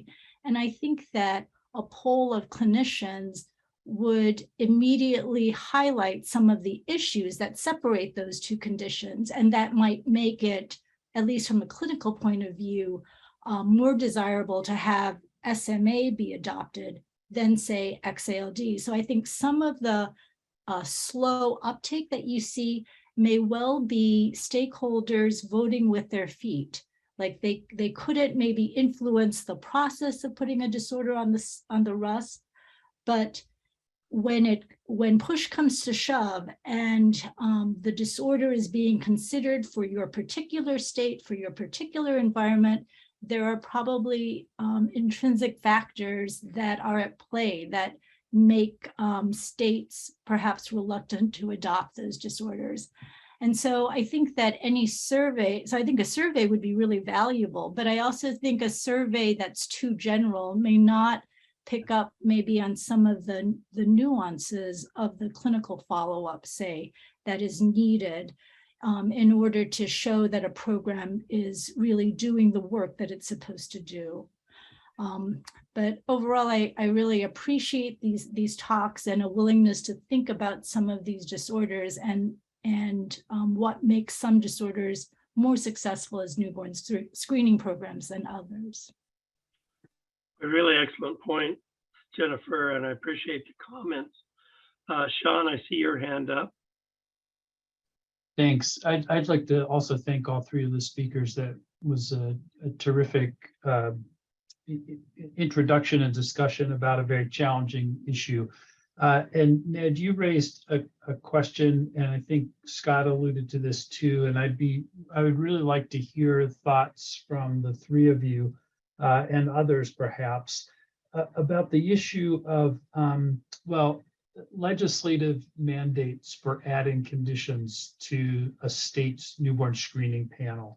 So we were reminded earlier that the RUSP is the recommended uniform screening panel for the states to determine whether that, what this group and the Health and Human Services recommend that states consider for addition. There are now several advocacy activities that are occurring. Ned, you referred to the individual disorders that are advocacy groups are pushing for legislative mandates, where a state legislator will mandate the implementation of a specific disorder. I think Scott mentioned that they have been given legislative authority to add conditions that are added to the RUSP. And I'm curious if that's different from some of the current advocacy that's supporting a legislative requirement to add conditions to the RUSP. And so if we think about those 3 different approaches that are being taken, individual disorder, legislative mandates, legislative authority to add RUSP conditions, and legislative requirement to add RUSP conditions, I would like to hear about the value of each of those approaches, the challenges that they produce for state newborn screening programs, and the risks and benefits of those various approaches. That's a pretty simple question, right? So have at it. So, John, maybe I could start just with my view of the legislative addition of conditions that have not been added by the advisory committee. You know, one of the things that's clear to me is that the advocacy and legislative system is what it is, and it's part of the fabric of how we make decisions. And so I was not critical of that direct addition at the time. I think it's challenging from the standpoint of putting those conditions within the context of conditions that have gone through the evidence-based process and have that level of certainty of benefit versus potential harms. And that's our field. But I think the broader field of advocacy and decision making, this is one of the evidence-based approach is part of that system, but not the only part. So I remember I was on the committee when we were, I was at the State Health Department, and a legislator had from the western slope of Colorado. We have these mountains that run down the middle. There's a western slope said, tell me about adding this condition. And it was a condition that had not been added by the advisory committee. And I just informed him that, well, there is this group that HRSA convened that looks at the evidence and makes recommendations. And the legislature says, okay, I'm comfortable with that. But that was one legislator, where another legislator would say, I'm not sure I want to wait. There is, and Scott may argue with me, anyone could argue with me, but one of the things, the benefits we might get from those direct additions is a state that starts screening for a condition that then generates the evidence that the committee can use to make a recommendation for or against, and therefore impact the broader newborn screening system. So that's why I just say there is this potential benefit that works in both, could work in both directions, that direct addition can address. So the other two, and all three of them, I'd love to hear both Scott and Erica's thoughts. I guess I'll just jump in and say, Sean, we actually had both, right? So we started with legislation 2018 that streamlined the addition of conditions in North Carolina, which really was incredibly helpful to the program because it took out the need to go to the legislature to add conditions. And so it streamlined. It didn't make it instantaneous, right? But it streamlined, which was great. I think that legislation did many other things, including a constant source of funding for upgrades and a number of other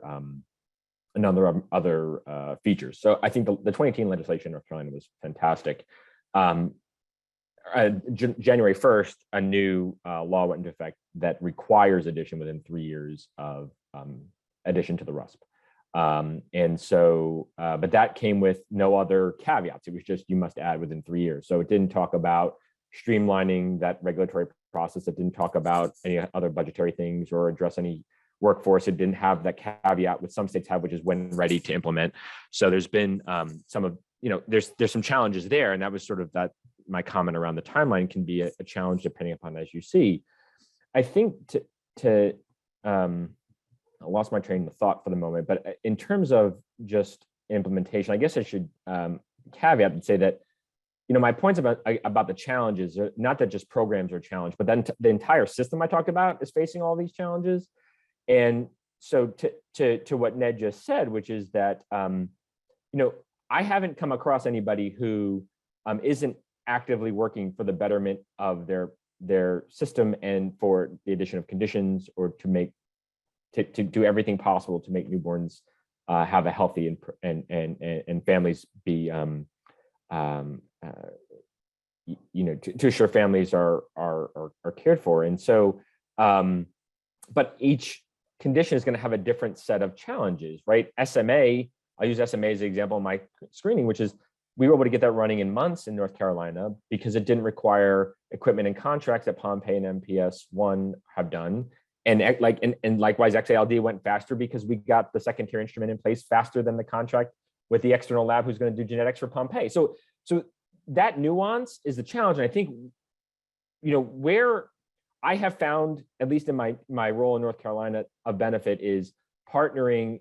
Natasha raised this question earlier with Ned, which is parents and advocates beyond just getting conditions, what can you do? And I have found that with the amazing people in North Carolina that I've been able to connect with, they help break down barriers. So if there are challenges that we talked about, there are opportunities to work with them to argue for these points. But the thing is, just like we say every newborn screening program is different from state to state, the challenges that I have are different from others. And I think the point of my talk was to highlight the diversity of challenges that each state face, and that it is incumbent upon everybody who exists in the system in that state to understand them, to see where they play a role in facilitating and helping break them down. Thanks, Scott. Erica, did you have anything to add? I think the common thread, though, that we're seeing over and over again is those funding barriers and those budgetary hurdles. That is what seems to burn out a number of folks who have to live it day in and day out like Scott does. And with that, if legislative action in each of the states could assist with that process. Mandates sound a little tough, but I know Scott's worked on legislation in the past to add those caveats. And if the legislative actions, whether that's a mandate or authority, allows for some flexibility with those funding hurdles, then it could potentially be a good thing for some of our states that are struggling. And this is a point where, being from Colorado, I always whine about our tax limitation laws that limit both what we can spend and what we can raise. And so I know that sounds, it is whining, I agree.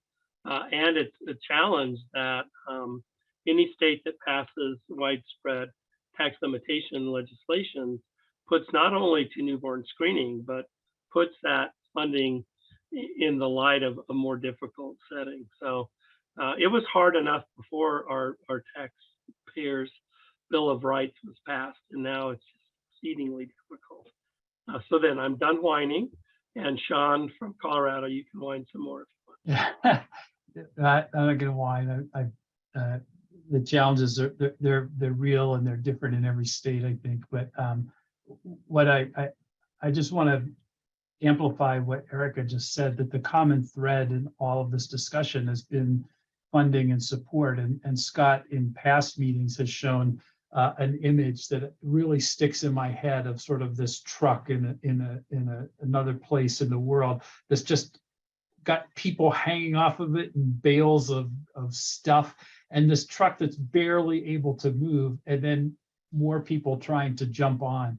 And that's how it feels to me, this newborn screening system. It's like it's the only truck in town. It's the only tool we have. And there's an old saying that comes to mind that if you're a hammer, everything looks like a nail. And it feels like right now to many people in the world, newborn screening is the only tool that we have in our toolbox for our disorder, to get our disorder diagnosed. And I think we need to be really sensitive to the fact that there probably are other tools that we ought to be advocating for, and maybe trying to even get legislative support in place to enhance the ability to facilitate carrier screening, prenatal screening, additional tools that might be available for some of these conditions that are probably more appropriate than newborn screening in some conditions.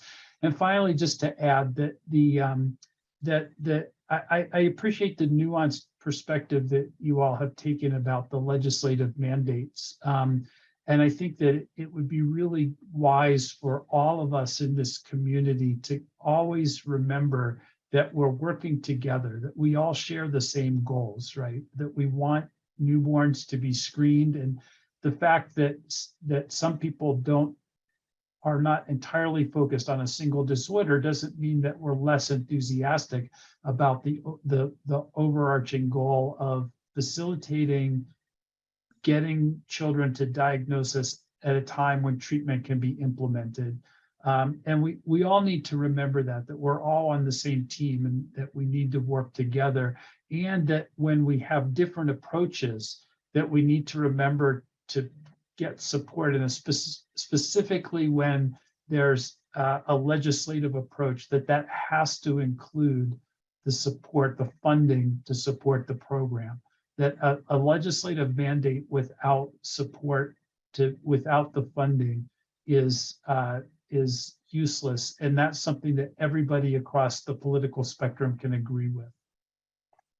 And can I just say that Sean, I think that the funding is critical, right? Again, it has to be able to be used across all those stakeholders to improve their piece of their role in that.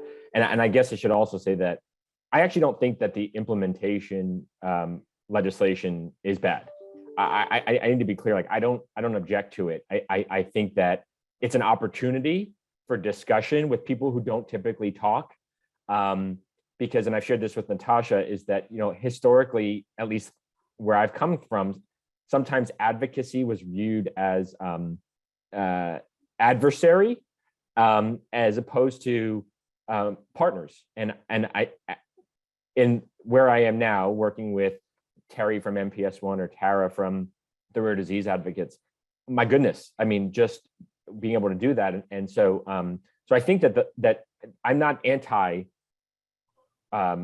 implementation legislation. I just think that there are opportunities there to have a profound impact on implementation in a different way.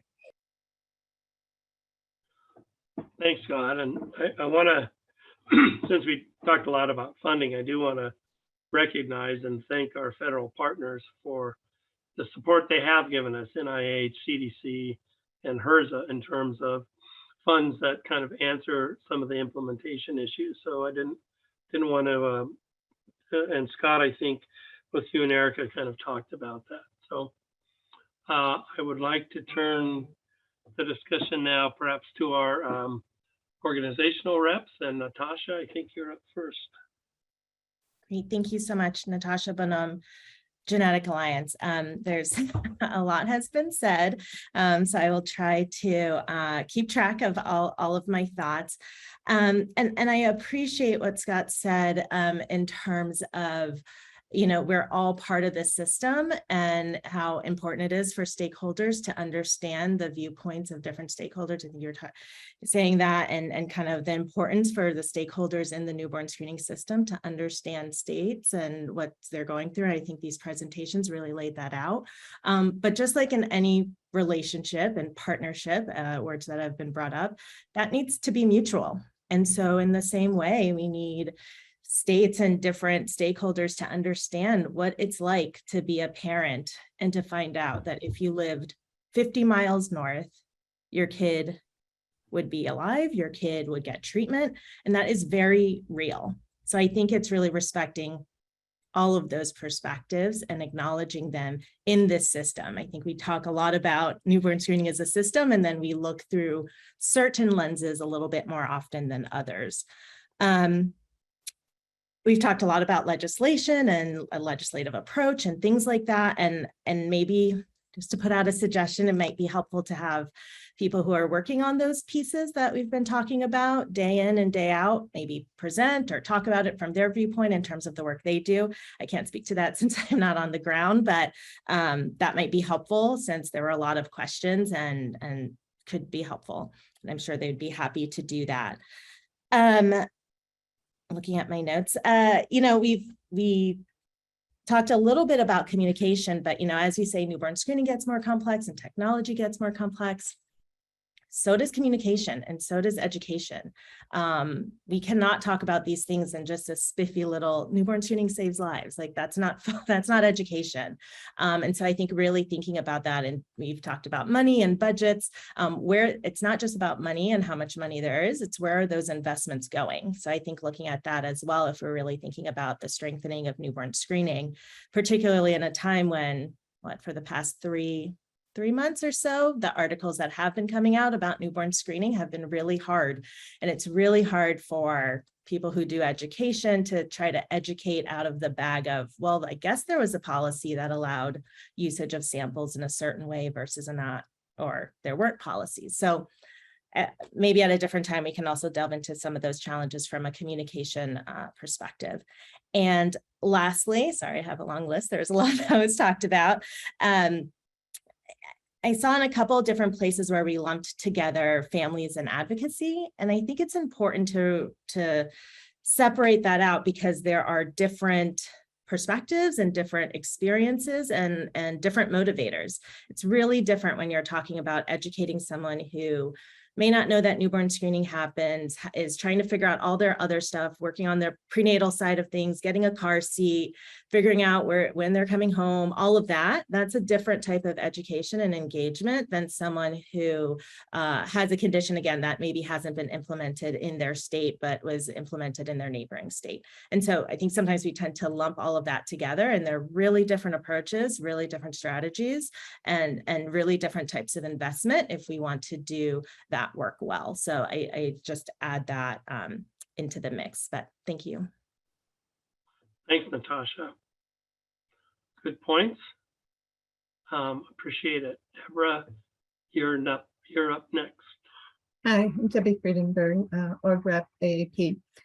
There are a couple of things that already have been said that I was going to comment on, but having one foot in a lot of different worlds, so to speak, within the newborn screening system, I see there are a lot of different parts of things. And, you know, one of the things that I think we need to look at is that we have done short-term follow-up very well on this, but linking the long-term follow-up to the thoughts of what we're implementing and supporting the families through that, and making certain that there is access and the treatment that's out there is available is one of the issues that I think we'll need to continue to address.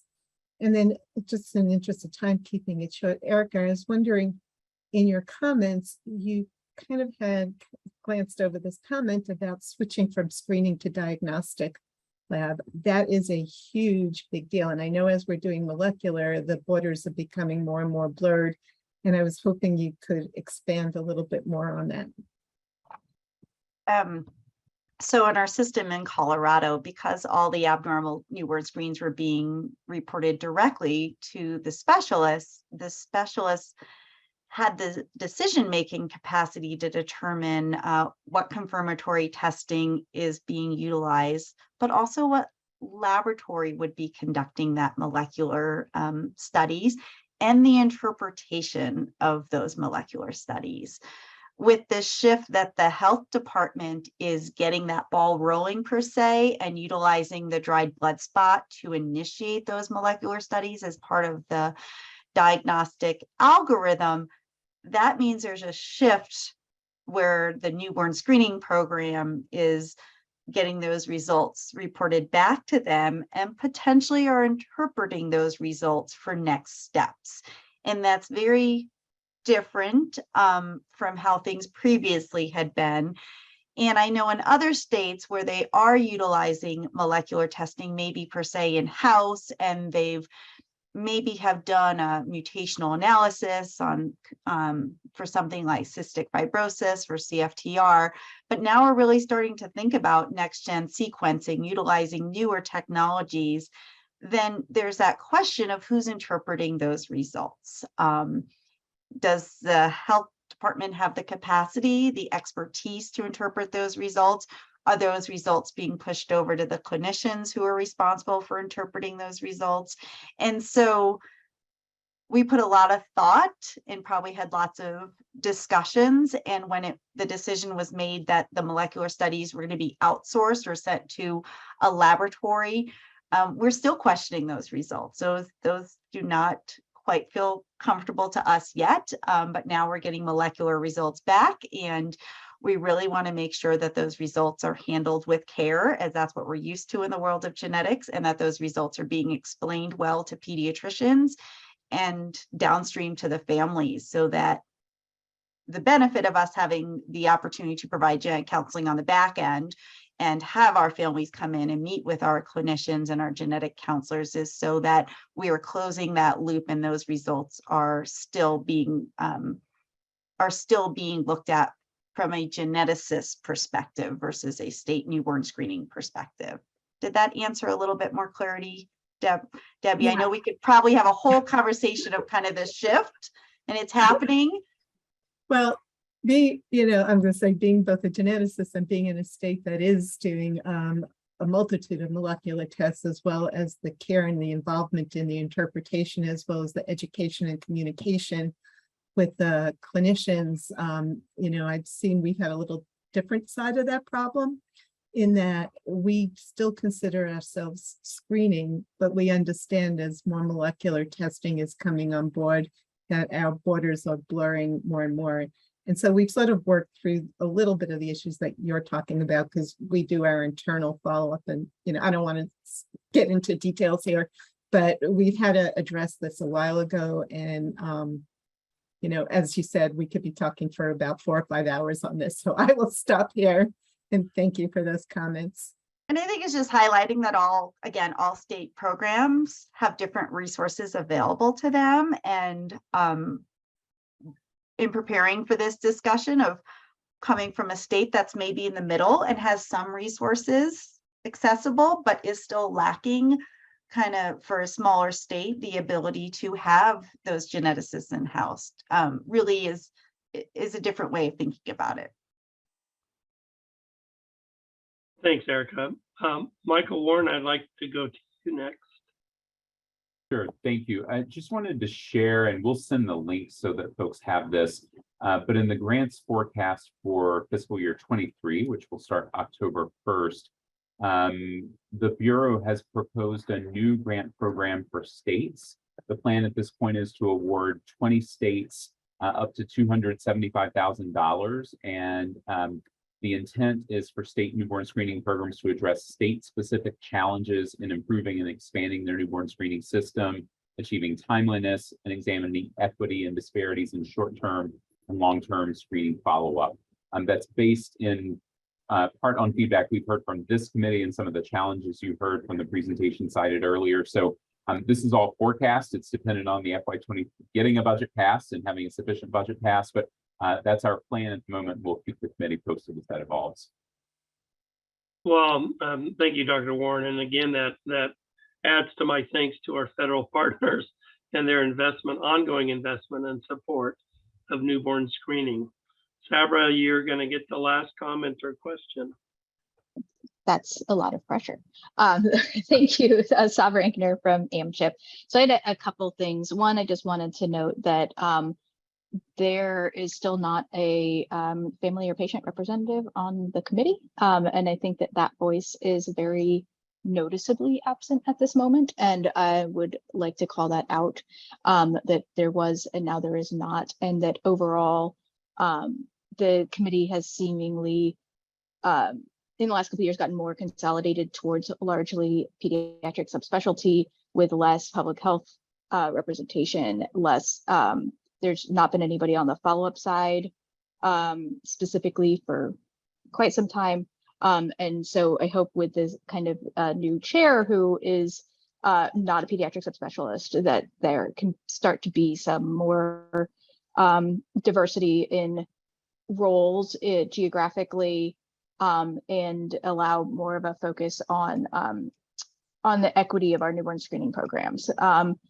Newborn screening is just the beginning from both the family's perspective as well as from the system, and the system is public health and medical. It's also the education system. It's also, there's every system is involved in that you can think of. I think that Scott's example of exceptionalism in newborn screening is really excellent in framing, that we're good at doing some stuff, and we tend to move mountains and do crazy things, and reinforcing this idea that it happens alone and it doesn't, and that we also are doing all of this remarkable, amazing work to a point, like to diagnosis or and then stepping back, and that it doesn't end for the family at that point. And the other part I want to mention is that this idea of cross-border, and if you're born here, things would be different, to also flag all the other ways that is true. Reproductive care is dramatically changed across borders right now and continues to shift day to day, which is going to influence how all of us work, as maybe tests are no longer ordered for prenatal screening because there's nothing you can do to act on it, or people are afraid that you'll try. Medicaid expansion, coverage of medical formula, which we talked about earlier, whether you have access to specialty care, which Erica was talking about, right? So it's not just what's on the screening panel, it's what also happens with that result, if there is one, and if you're actually able to get care. So there is a mishmash of systems, and even when families get results, their ability to respond is profoundly restricted based on where they live and who they are. Thanks, Abra, and thanks to all of our folks who made comments and engaged in the dialogue. This is, I found it a very informational and a great morning to get us started. We are at the end of the official agenda for today. There are work group meetings that are coming up, and I want to get back to something Scott said, because this pertains to the work groups and to, you know, supposed to provide a high level summary, which I tried to do in my last set of slides. But the committee is best when it's in action. So Scott, I remember that now. And so I think trying to figure out how we can go from problem identification, which in general, humans are really, really good at, to identifying potential solutions or things that could get us moving down the path of strengthening the newborn screening system is what I would really like to promote from the chair's position. We have met with the work group chairs, and after we talked about all the wonderful things they could do, they agreed to continue the conversation on looking at these challenges versus looking at the workforce, addressing workforce related gaps and other ways that the committee could meet the current and future needs of the newborn screening system. So I ask all work groups to consider 3 questions for their respective areas of newborn screening. What are the successes and challenges in implementing conditions added to the RUSP? What issues or factors contribute to the variability of implementation added to the RUSP across the states? And what are potential solutions or resources that could address these issues and factors? So we're going to break now, and I think I'm going to turn things over to Xi-Young to remind you how to sign on to the work groups, which I think we're going to start in about a little less than a half hour. Xi-Young? Sure, thank you, Ned. Next slide, please. For our work group members, you should have gotten the calendar invite with the link to the meeting groups, as well as the agenda. For those who would like to attend any of the meetings, you can go to our ACHDNC meetings.org/workgroups, where you can find the Zoom link for each of the work group and join whichever of the group that you choose to. As Ned mentioned, we will start the work group meetings at 2:30 and we'll go on until 4 p.m. Thank you. Thanks all, and I think we'll see all participants who are going to stay for the whole meeting. We'll see you again tomorrow. Thanks.